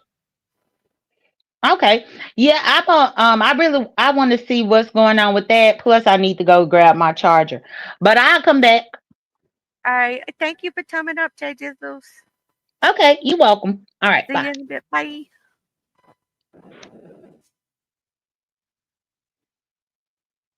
Yeah, I've heard, you know, like I said, I had an ex who was in jail, you know, previously. So I have heard a lot about some of the things that they do over there and in jail. So because of that, you know, I learned a lot. But oh, this is steadily playing, y'all. All right, we're gonna play this from the entirety. It's only a minute and something, so it shouldn't take that long. And we're gonna play. This is the verdict. I thought I was on the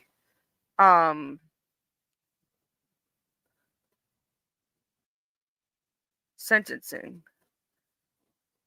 Oh, okay. Here we go. This is what I should be sharing instead.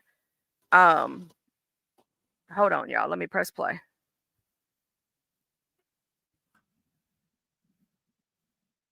Oh, y'all, I forgot. I unscreen shared. That's on me, y'all. That's on me.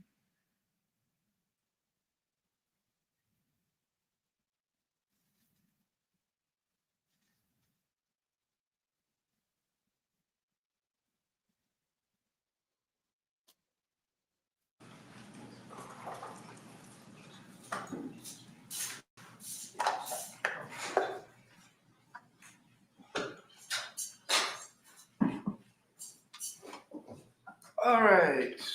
You ready to proceed? Yes, Your Honor. We are here on the state of Georgia versus Melody Walker Ferris in 23 CR 0715.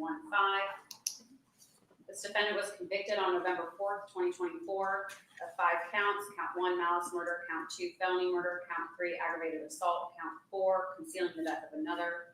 And count 5, making false statements. We're here for sentencing on those 5 counts, which a jury convicted her and found her guilty for. In regards to the sentencing, judge, both the defense and I agree that under 1617, the court is going to sentence on count 1. Count 2 will be vacated as a matter of law. Count 3 will merge into count 1. And then the court will sentence on 4 and 5. And the range for 4 is 1 to 10. And that's 161031. And the range for count 5 is 1 to 5 under 161020. All right. Mr. Weaver, Mr. Ray, y'all in agreement with that? Yes, Judge. All right. All right. You have evidence you want to present? I have one exhibit to present and then 2 exhibits to present. And then the family has a few impact statements. All right. Possibly just one that they would like me to read into the record, which I have already shown the defense. Okay. All right. Go ahead. State's Exhibit 1 is a video of Gary Ferris with his granddaughter, Olivia.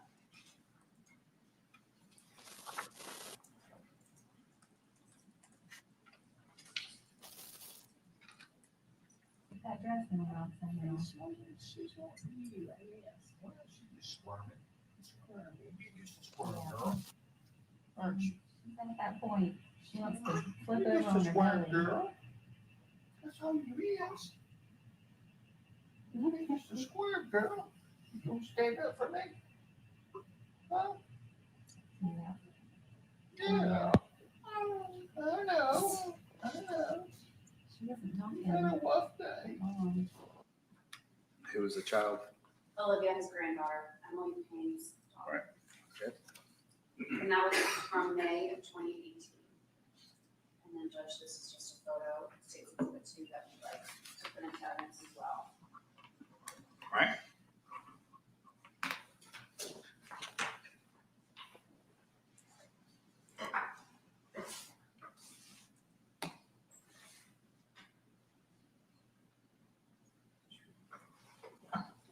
And at this time, I'm going to read into the record a statement written by Emily Payne on behalf of the family.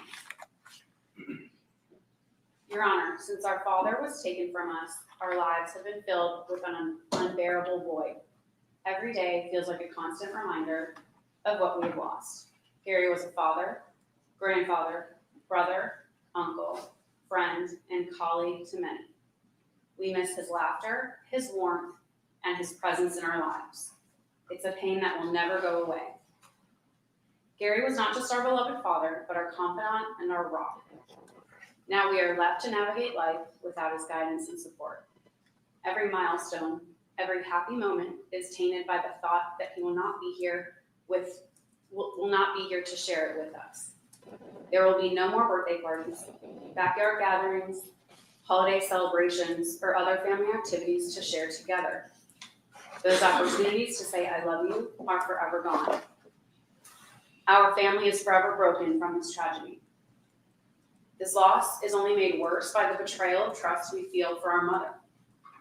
To know that the person who caused the suffering to our family was someone we relied on the most is a wound that may never heal. Our children are now growing up without their big daddy and grandma. The impact on their young lives is devastating. They ask questions we cannot answer, and we often find ourselves lost for words when they ask why they don't have a grandmother or grandfather. We ask this court to consider the gravity of this crime, the devastating impact it has had on our family, and to ensure that justice is served. No sentence can ever bring our father back, but a just punishment can offer a semblance of closure and prevent another family from experiencing this unimaginable pain.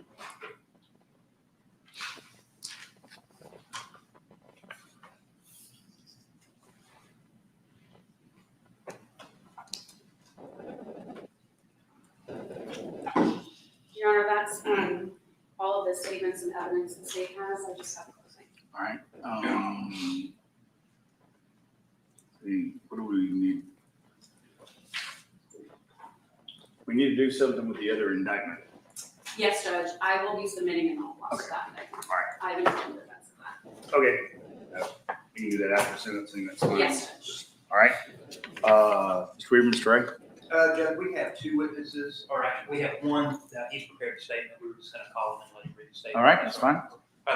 Fifth, we'll call Mr. Dave Thomas.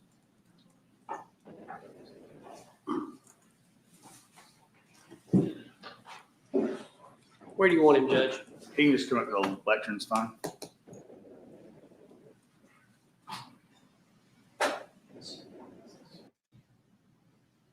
Second, Melody, I am your friend. And I will stand up for you today because in the 8 months, 6 years ago that I came to know you, I witnessed what a true friend could be to another friend of ours who was fighting for his life, as he still is today. I saw what your heart was made of in spite of your own circumstances and problems, and that you wanted to help, not to hurt, but to help. I saw the kindness you showed myself along with other people around you. I know your story always remained the same and it never changed. And in my heart of hearts, I believe in your innocence. For I would not be here today along with our friend in spirit, Alan, who is fighting this horrible disease called cancer as we speak. Third, Your Honor, this is my friend Melody. Melody Walker Ferris, whom I come before you today on her behalf as a friend to ask you for mercy.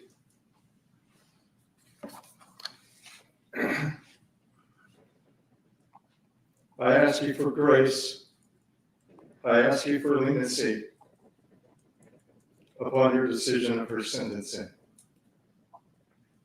Gary's death was a horrible tragedy, and there is no excuse for murder on any level.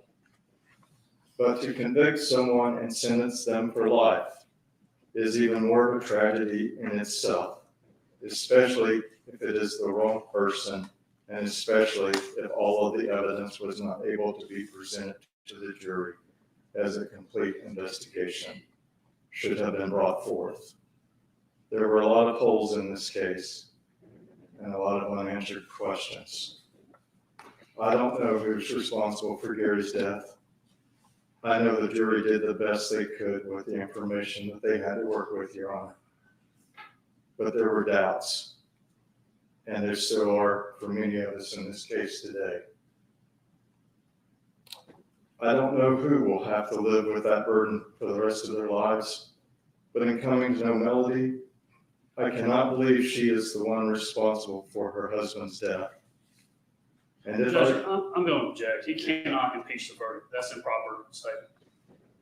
He can talk about it affects him and the family, but he cannot impeach the verdict. I'm gonna let him go ahead. If I gave you a roadmap and tore it in half and expected you to reach a decision in this case without all of the information, that would not be fair to anyone, including Gary, if the wrong person was convicted. Thank you for your time. All right. Thank you. Anyone got any questions? No. All right.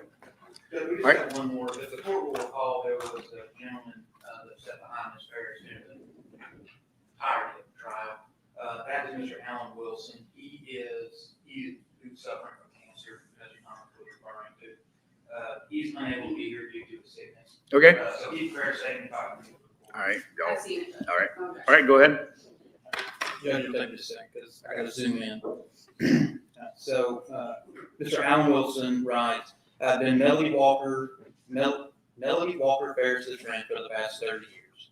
I helped to build her and Gary's house at Hampton Hall, and that's where our friendship began.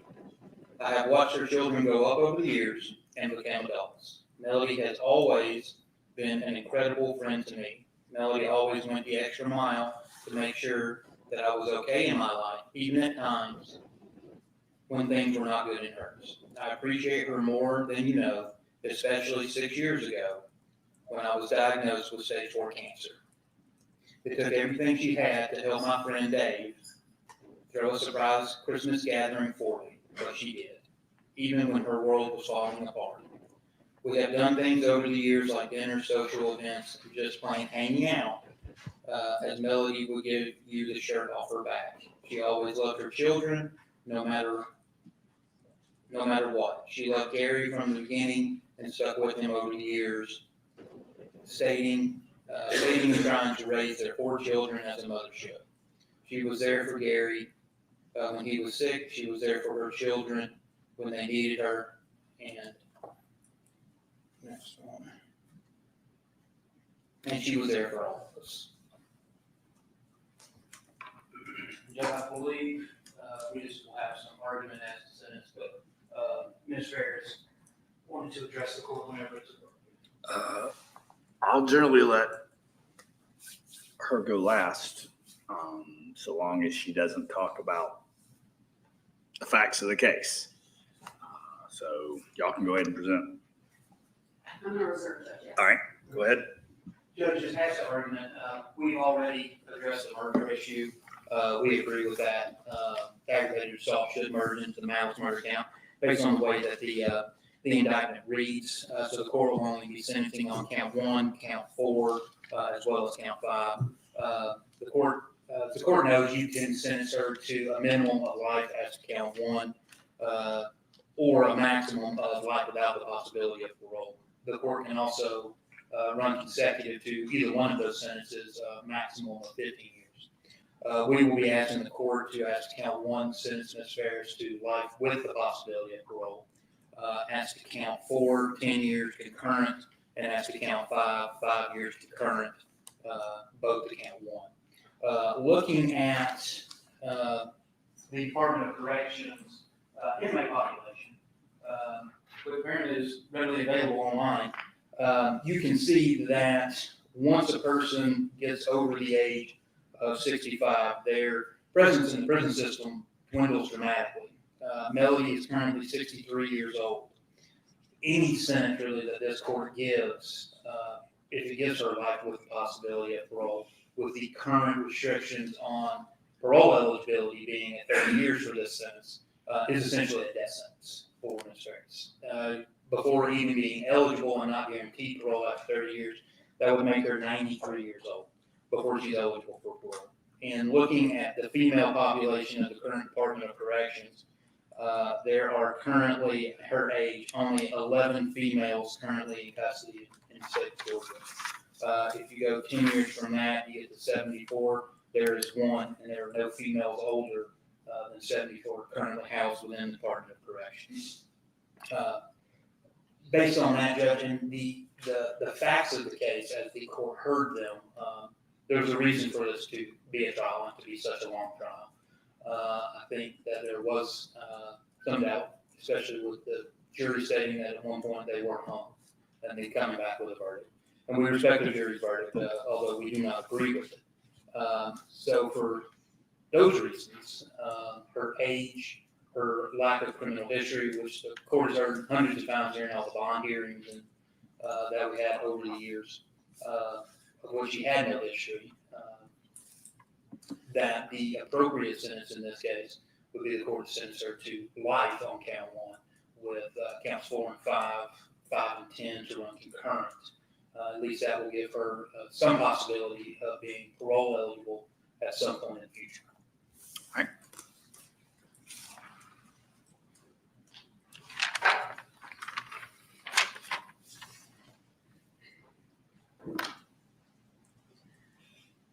Judge, a jury has already convicted Melody Ferris of all of the crimes in this indictment. They did not find doubt in this case. They did not see the holes. They saw the picture as clearly as Mr. Fogus, Sergeant Hayes, and I did, and the family. I want to start by talking about the aggravation in this case. I think it's pretty clear the jury convicted her of concealment. And within that concealment, the facts were that she burned his body to 33 pounds of a 300-pound man. And the facts in this case also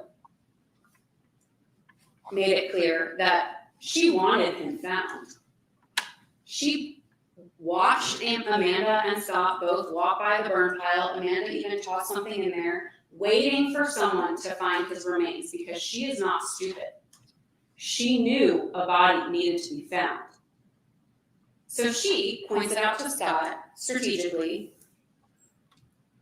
her child. She made her children find this body. Their father burned up in a burn pile. The granddaughters were on the property looking for him. The fact that she used the children and Lake Lanier as an attempted alibi, it's deplorable. When you think about her statements to Rusty Barton, when she states that body should not have been burned up, she wanted her children to find their father.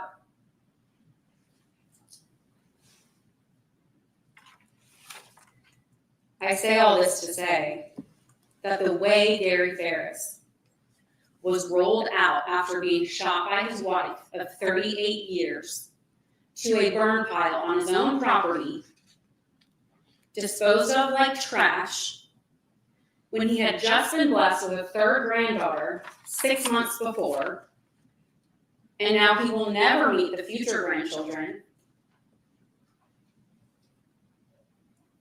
He was robbed of a life as a grandfather, a father to his adult children to help them navigate the difficulties of life. That was supposed to be his best stage of life. Being a grandparent, And Judge, I just want to point out under 171030, which does not apply to this case, but a defendant has a depravity of mind who mutilates or seriously disfigures a victim's body after death may have been found to have a depraved mind. That's clear in this case. Melody Ferris has a depraved mind. That's aggravation. And then throughout the investigation and the trial, continues to blame her children for this death, for this murder of their father and the grandfather of their grandchildren. She tainted and tarnished her children's relationships, not only with each other, but tried to drag their relationships with their father through the mud when they had nothing but love and respect for him. She successfully divided her family, isolating Amanda, and it's all for her own selfish motive. All of this. The motive evidence in this case was overwhelming. Blaming her own sons for a murder she committed is unthinkable as a mom and just as human. This sentence should not reflect the defendant where she is in life because she chose to commit this crime at that time. She chose to commit this crime 6 months after Olivia was born. But it should reflect the life that was lost and the way it was lost, the manner in which it was lost. At her hands, with her depraved heart and mind. Gary was a brilliant lawyer, a forgiving man, and a beloved father and grandfather. The sentence should reflect what this family and what the world has lost. And that deserves a sentence of imprisonment of life without the possibility of parole. Thank you, Judge. All right, Ms. Ferris, do you have a statement? I do. I've written this so that I can get the words. Okay. On July the 5th, 2018, 6 years, 5 months ago today, began the worst nightmare that I could have ever imagined. Not only my world, but my family's world was absolutely destroyed at the hands of one person. I have had 6+ years of being told not to talk. Don't say that. Take legal advice. I could walk out of this courtroom today and drop over dead. I want to make sure that my children, my grandchildren, and Gary's family, and to be honest, at this point in time, the entire world who has viewed this. I have waited for years to make this statement to everyone. I want the world to know who did this. I have always heard that the courtroom is the last place you're going to get the truth. And has that ever been proven to be the truth in this case? Not only did I not do this, I know who did. I know Scott killed his father. He took my husband, the father of Chris, Emily, and Amanda. He took Big Daddy from our grandchildren, Ella, Addison, Olivia, Jax, and James. 3 of them who never got to know Gary. Scott, this is unforgivable.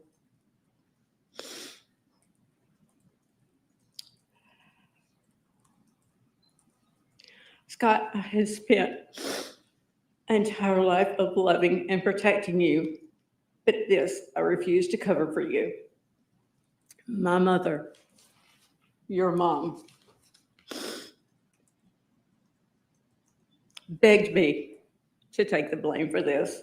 She said after she talked to you, after Gary died, that she knew you had done it Her exact words were, "You are his mother. You have to take blame for this." And I told her no, that I couldn't. I still have 3 other children, grandchildren, and this is not a stolen credit card, a check, or a diamond ring that you've pawned, all of which you have done. I saw you coming from that burn pile the morning of July the 5th in your truck. You told me that you were checking on the fire to make sure that it wasn't going to get the woods on fire. You told me it was okay. I asked you a few weeks later why you were at that burn pile in your truck. And you told me that your dad had told you to clean up the extra wood that was by the barn. I told Hayes that I had seen Scott that morning coming from the burn pile. So, Hayes, where is that recording? I want to know. You told me there was multiple recorders. You did, but you sat here in this courtroom and you told this court that you didn't tell anybody about recorders, but you did. Where is that recording in the interview?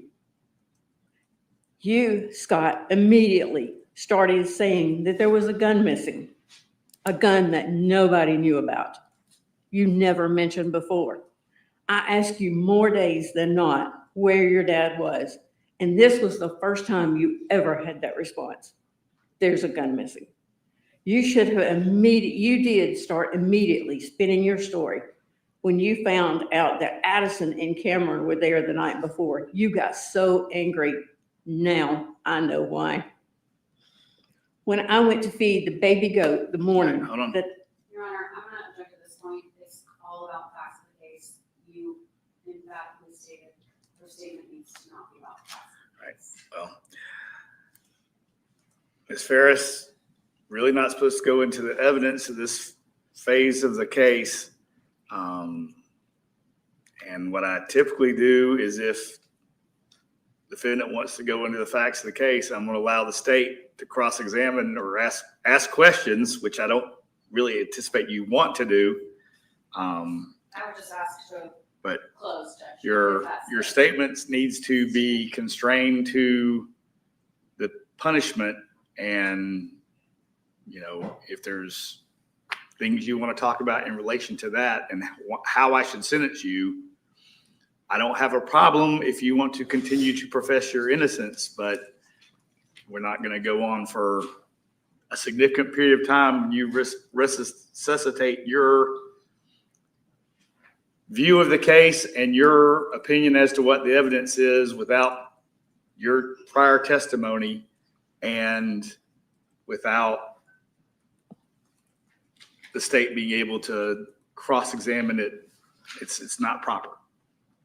So I'm going to ask you to restrain your remarks to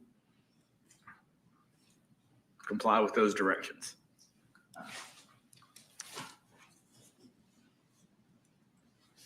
Judge, this needs to be known. Well, I'll just ask to respond, Judge. all right. All right, go ahead.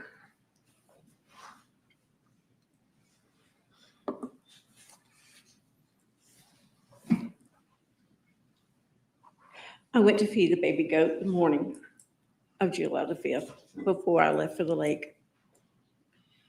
I saw where you had washed out the barn. I later found that several bottles of house wash were missing after this all happened several weeks ago. Now I know why. The photos of your bathroom spotlessly clean. Now I know why. I know why you demanded me to move the tractor that you so were upset about it being in the place. Now I know why. Scott, you called me on July the 4th and asked me what my plans were for the day. And I told you I was going to the lake with Amanda, and you were so glad that I was going. I thought it odd then. Now I know why. I found copies of my birth certificate, your dad's birth certificate, our marriage license in your truck. Now I know why.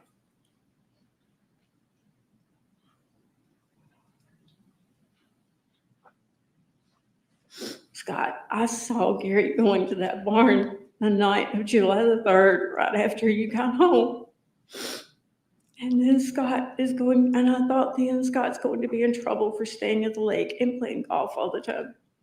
Never in a million years did I ever think that this nightmare was starting then. I told you, Detective Hayes, that I saw Scott going over there to the barn. Where is that in the recording? A bag. I know exactly where and when I was standing. Scott, you put antifreeze under my kitchen sink to set me up for this. That only you would have known where it was because it was for the Mercedes.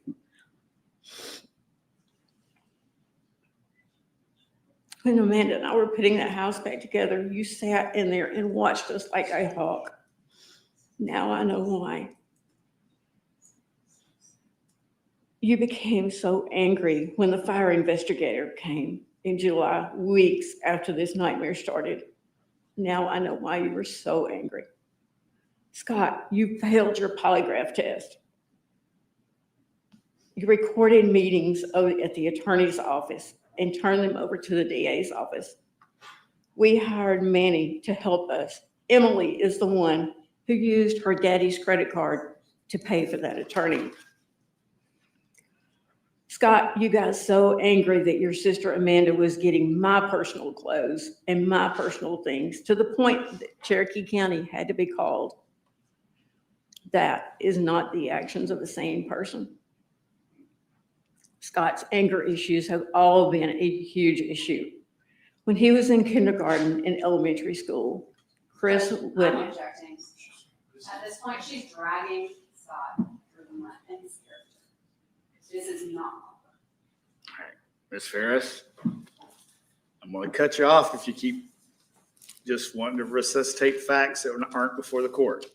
And Ms. Frankish, I'll give you a chance to respond to the extent that you want. Because they were scared to death. Who drove down to Buckhead and got your children?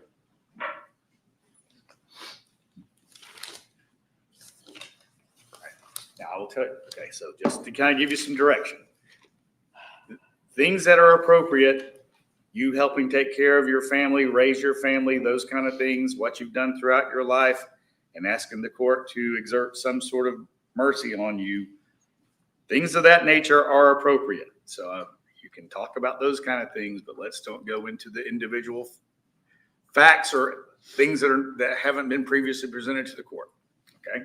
All right, go ahead. I love Ella and Addison more than life itself. And it was their life or mine. It would be mine in a heartbeat.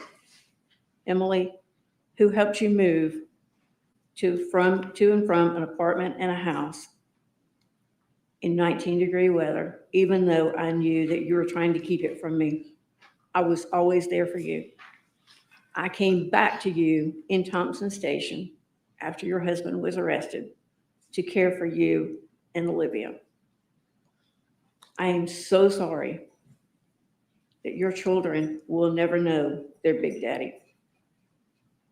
Amanda and Chad, words cannot express my gratitude for everything that you've done for me. Thank you so very much. And I was fortunate enough to get to care for James every day since he was 3 weeks old. He is my pride and joy. Love for that little boy is unbelievable. I spent 18 plus months in the Cherokee County Jail over something that I did not do. The last thing, I thought that was the last thing I could do to Gary, for him, to get justice for him.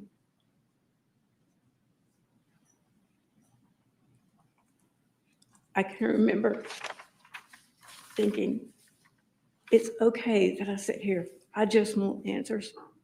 That's all I want. And I still haven't gotten them. And I don't think that I ever will. And that scares me to death. Amanda was the only one of my children that got up here and told the truth. And I thank her for that every day. Judge Cannon, I had so many questions, so many whys. Why were so many things not their task? Why was the barn never checked? I think that would have given us so many answers. Why did they run out of Blue Star? They were on my property for days. I begged of you to get answers. Judge Cannon, I am begging for justice for Gary, for my children, for my grandchildren, for Gary's family. And I am begging that you throw out this verdict. Be the 13th juror. Help us get justice. I did not do this. I promise you on my life, the 18 months that I did in Cherokee County was nothing compared to the last month that I spent in there. Now I know that Cherokee County did not do the job in the investigation. They took Scott's story and ran with it. I know that in my heart, body, and soul, who did this. And I'm begging for help. I'm begging you, Judge Cannon.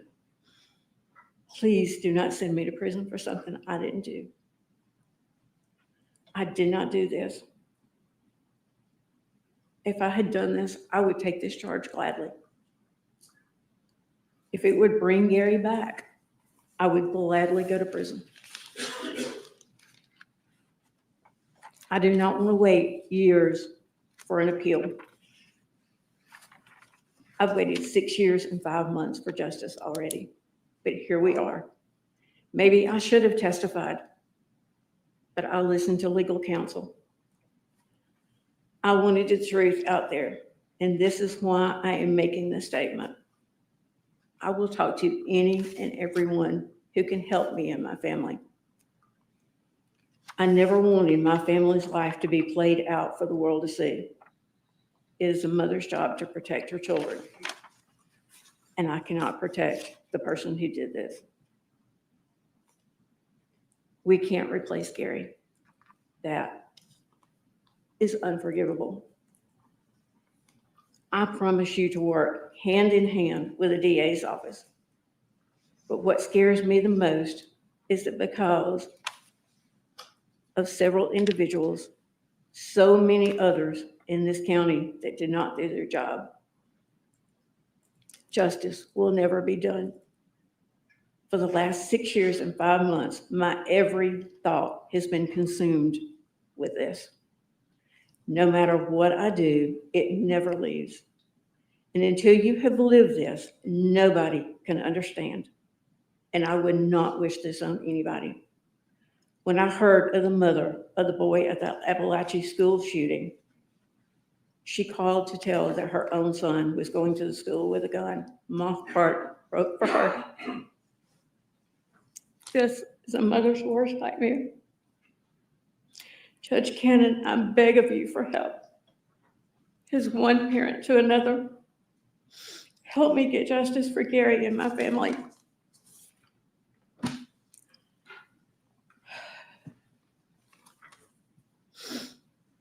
A mother, or at least not this mother, does not blame her child unless she knows he did it.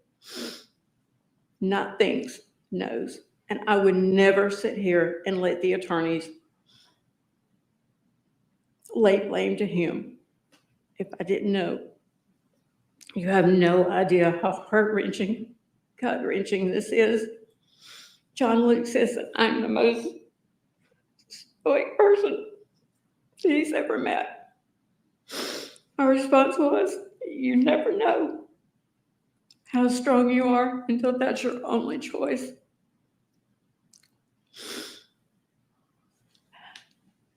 So before it's said that the only reason I'm telling you this is because I got to get the people that I love dearly.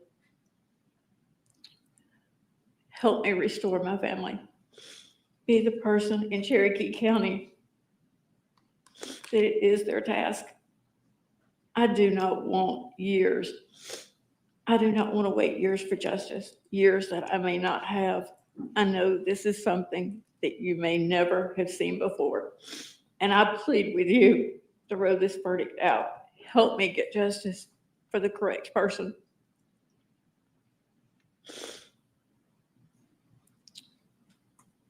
As bad as it sounds, I want to be there to watch him chained and shackled and brought to justice. I plead with you. This is something that I will never recover from. I don't know that my family will ever recover from. Please help me. I'm begging you to restore my faith in the judicial system. I'm begging you, not for me, but for Gary and my children and my grandchildren. All right, Ms. Frankish, you want to respond to anything? Very briefly, Judge. When the attorneys had the opportunity to give jurors, Your Honor was, I believe, present for that. For Scott's sake, they ruled him out in the very beginning of deliberations. Statement, I ask that you take note of its inconsistencies with the evidence, respect the juror's verdict, which I know you will do, that the verdict is spoken. And we ask, in addition to what we previously asked, Judge, as a condition that she never profit from this story, from this crime, I just ask that you include that into her sentence. All right.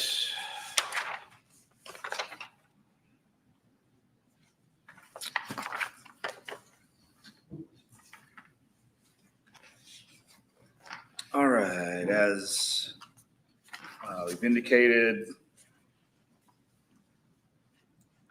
jury have returned a verdict of guilty to all counts. Count one, the malice murder being the primary charge. Count two would be vacated as a matter of law based upon the conviction in count one. Count three, aggravated assault, would merge into the malice murder.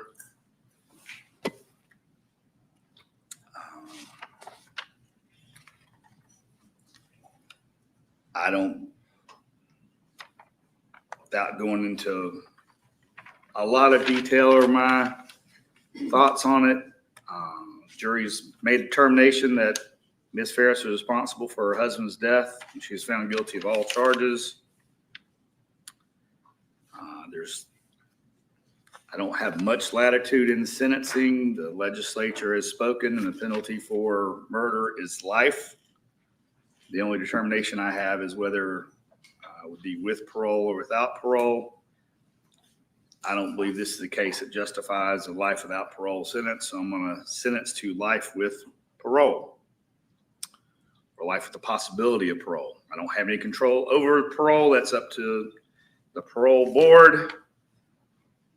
Under the current guidelines and sentencing structure with them, a life sentence is a minimum 30 years before you would be considered for parole at this point. I recognize that that is likely a life sentence for you, but you'll have the hope and possibility of parole. As to count four, which has a maximum of 10 years, I'm not, as I said, I wasn't going to sentence life without parole. However, I do feel like there's some additional consideration that needs to be taken as to count four, the concealing the death of another. Presumably, the point of that was so you were found guilty of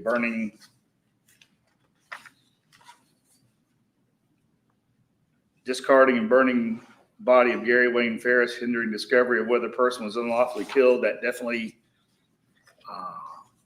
hindered the investigation and shows additional level of criminal intent. I'm going to sentence to 5 years consecutive on the life sentence as to count 4, concealing the death of another. The false statements, that being the lying to law enforcement about the relationship with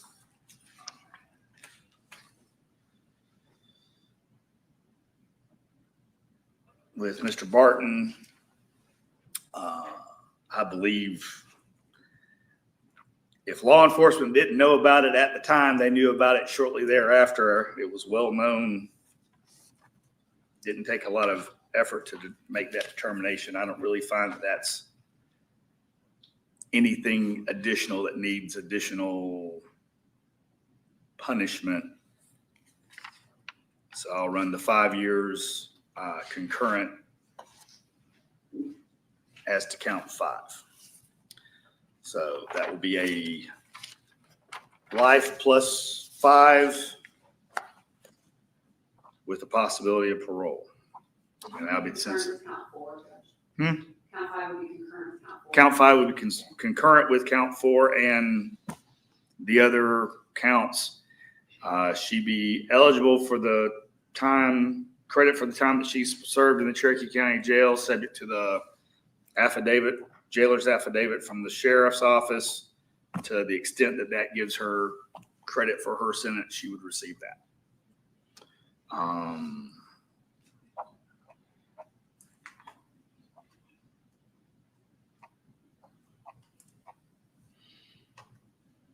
With it being a life sentence and her being in control of Department of Corrections, are there anything that you want me to put as a condition of her sentence? No contact with family, Judge. All right. And not profiting from her conviction. I will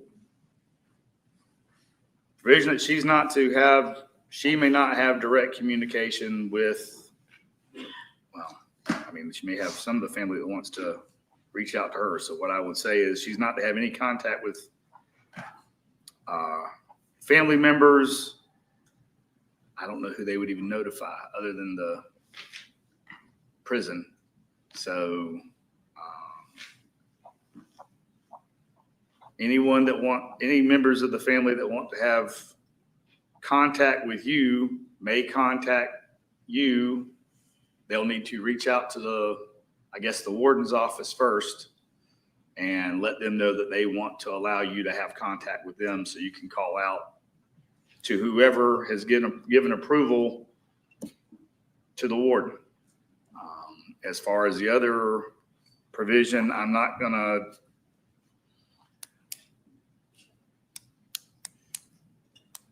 make any condition as to that. That will be something that would be left to a civil court if there is a lawsuit down the road and judgment, et cetera. So, all right, that being said, court. Yes.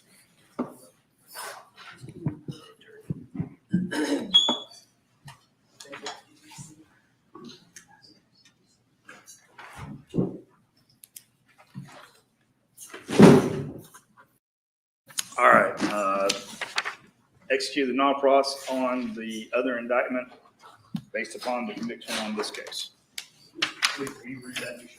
Yes.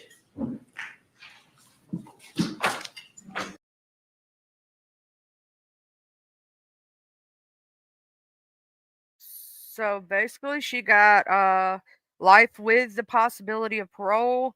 At her age, it's pretty much a life sentence because she'll be 90-something years old by the time she gets out. The 5 years he was talking about, that was extra. She's already served 6 years. So basically, that does not add to her life sentence. In fact, she got 1 year off her life sentence, if that makes sense. So it'll be 29 after 29 years, she would be eligible for parole. But that's basically a crazy thing. Hey, Shaka. Hey, Big Rig. Sorry, I couldn't say hi to y'all. Thank you, Sophia Oasis, for being here. Jay Dizzle said, so it is like the two guys were in college at Ole Miss and involved romantically. However, one of them unalived the other one. So, I am going to, research that case, and I might bring that up tomorrow. For Freaky Friday, or I do have to rename Friday or something. So, subbies, if you have any idea, maybe leave a comment under this video once it is through. Does anyone at this point in time want to hit this link, talk about these cases? If not, I'm gonna give it a couple of minutes. If no one pops up, I will end the live. We'll go see what's going on these streets. Depends on that situation. At this moment, the court is open for interpretation of these cases. So we did get both verdicts on the Sarah Boone case and the murder pile case. Also, the murder pile lady totally just threw her son up under the bus. But wouldn't it also be crazy if she is telling the truth and her son really was the done to do it, and she literally, went down for it? Because technically, the evidence was basically that, they did find his body. They did find what caliber gun had pow-powed him. They found different things, but none of it definitively said that she done it or somebody else done it, right? None of it definitively, like they didn't find any prints on a gun or find things on her hands. And by the time they found his body, obviously he had been burned. So there was a lot of evidence that was not there because of that tampering and all that.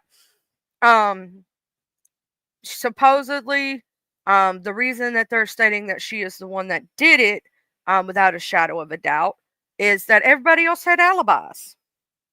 And the time frame would have been the night of the 3rd or 4th, and she went to the lake the next day. So they're saying it happened sometime that night. There was brought into question, you saw her size and age. This man was supposedly over 300 pounds. It was brought into question how she got him to the burn pile in the first place. That was a thing. But I mean, what if she did note that her son, now they said her son had a lot of problems with criminal activity, stealing, do all kind of stuff, running up bills and doing all this other stuff. That's why he was living on the property, because he couldn't, like he couldn't keep up with his own bills and all these other things. So I think that is a dependable thing. I think that they did find pictures of him on the trail cams in the woods and all this other stuff, but was it easier for them to convict her because the motive was there, the fact that she was cheating on her husband? Do they, how did specifically they, rule this completely out, that it is a possibility with him living on the property that he may have been involved? But she's the one that got convicted. I wonder if she's going to appeal, all these other things. Watching this case, it was very controversial. I may go back through with this case because, and come through a little more of a deeper dive, if that makes sense, to see what happened there. So I may go back into a deeper dive on this case, even though we know the sentencing and all that. We've heard some of the testimonies and some of the things. I might do a deeper dive if possible and look more into the son situation, and refresh myself on what his alibi was. Because if I'm not mistaken, he had an alibi, and that's why they ruled him out as a suspect. Because initially, both the wife and the son were suspects because they were the ones that were living on the property and had, access to everything. So I will probably do more of a deep dive into the son to see if it is a possibility that he may be actually the one who did it. Wouldn't it be crazy if she spends life in prison and he was actually the one who did it? My question for the matter is, who was left the house, the land, the insurance policies? They need to look into that, because technically, if he was meant to be left anything, right, that he could profit off, that could be motive right there. So we really have to look into these situations when it comes to true crime. Take emotions out of it, right? No matter what you feel, the truth and the facts are just that. So, with this situation, I think I need to deep dive into it more. We'll see what's going on. Gonna go ahead and end this here. I will look more, Jay Dizzle, into the Mississippi case of Harrington versus I think it was Harrington versus Mississippi, or state versus I'll have to look into that.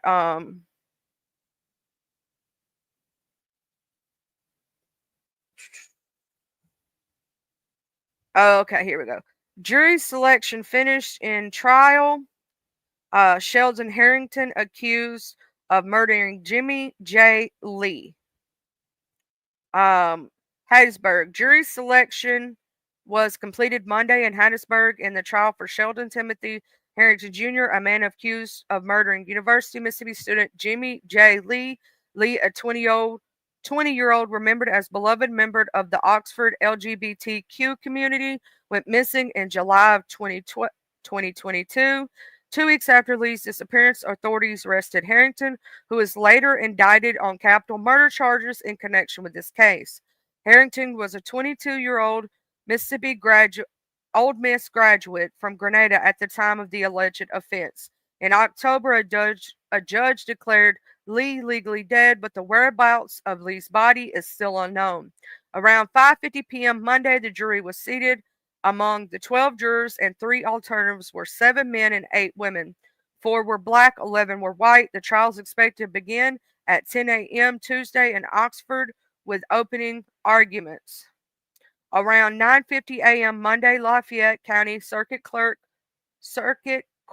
Judge Kelly Luther began the jury selection by introducing himself and saying that he is going to be asking a lot of the jurors over the next few days.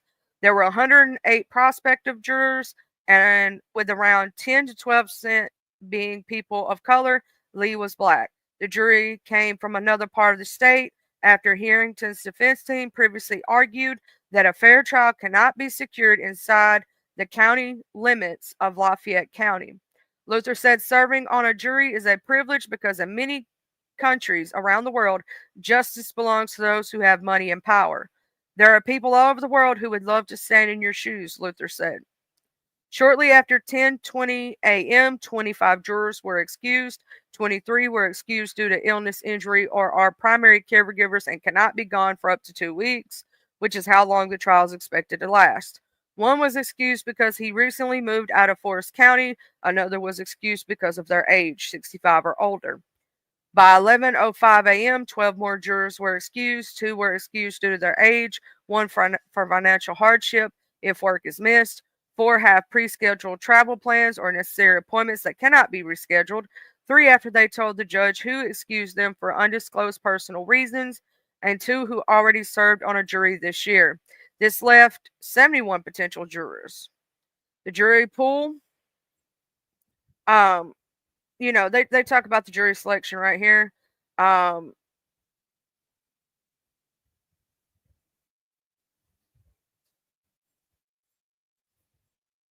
But they basically said,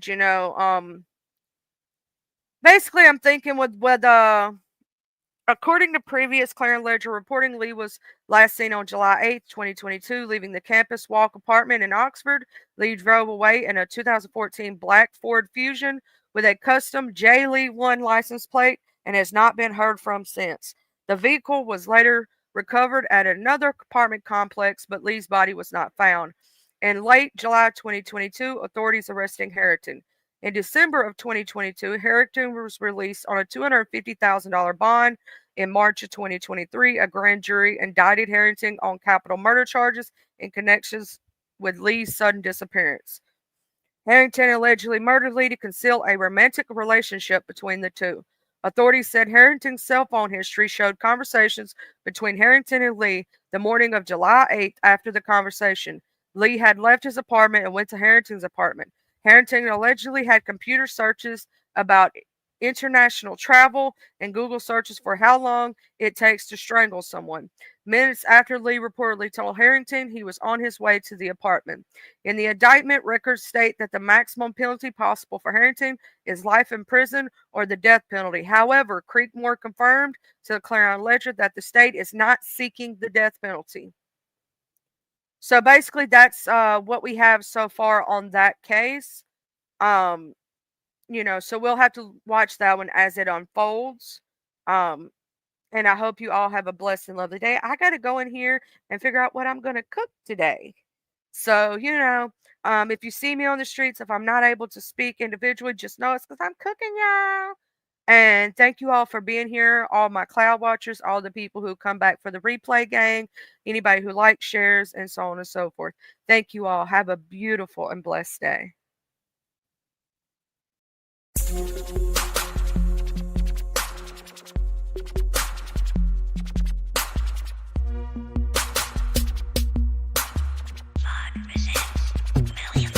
I'm from the TUPELO. I'm breaking my hood, so love I'm gon' show. From the TUPELO. I'm breaking my hood to the day that I go. From the TUPELO.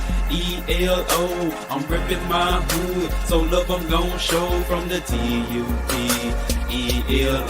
I'm ripping my hood to the day that I go. I'm from the west side, we don't need no introduction. This where the best ride. We all big boy rolling and holding. Come take a test drive. Hilldale, Evergreen, Glenkirk, Adder Street, bending every corner on the west, and that's where I'll be. Sunroof back, Captain C banging down 1800, chunking up the deuce to my post slanging down on 1800. Show no love to the ladies that's training round on 1800, making time stand still. Crystalline swinging down on 1800, watching out for them knuckleheads that be staying round on 1800. Big rims and low pros be blanging round on 1800. Better completely change the way you're thinking about around 1800. Really hate to see you boys get left slanking around 1800. Out of street got some history, just let Captain C lay it out. If I don't finish it all on this one, let the second verse break it out. Remember the blue apartments from OG standing back there about 60 deep. Blue Walker, Charles Blue, a big Anthony Hughes and Pee. I'm from the TUPELO. I'm breaking my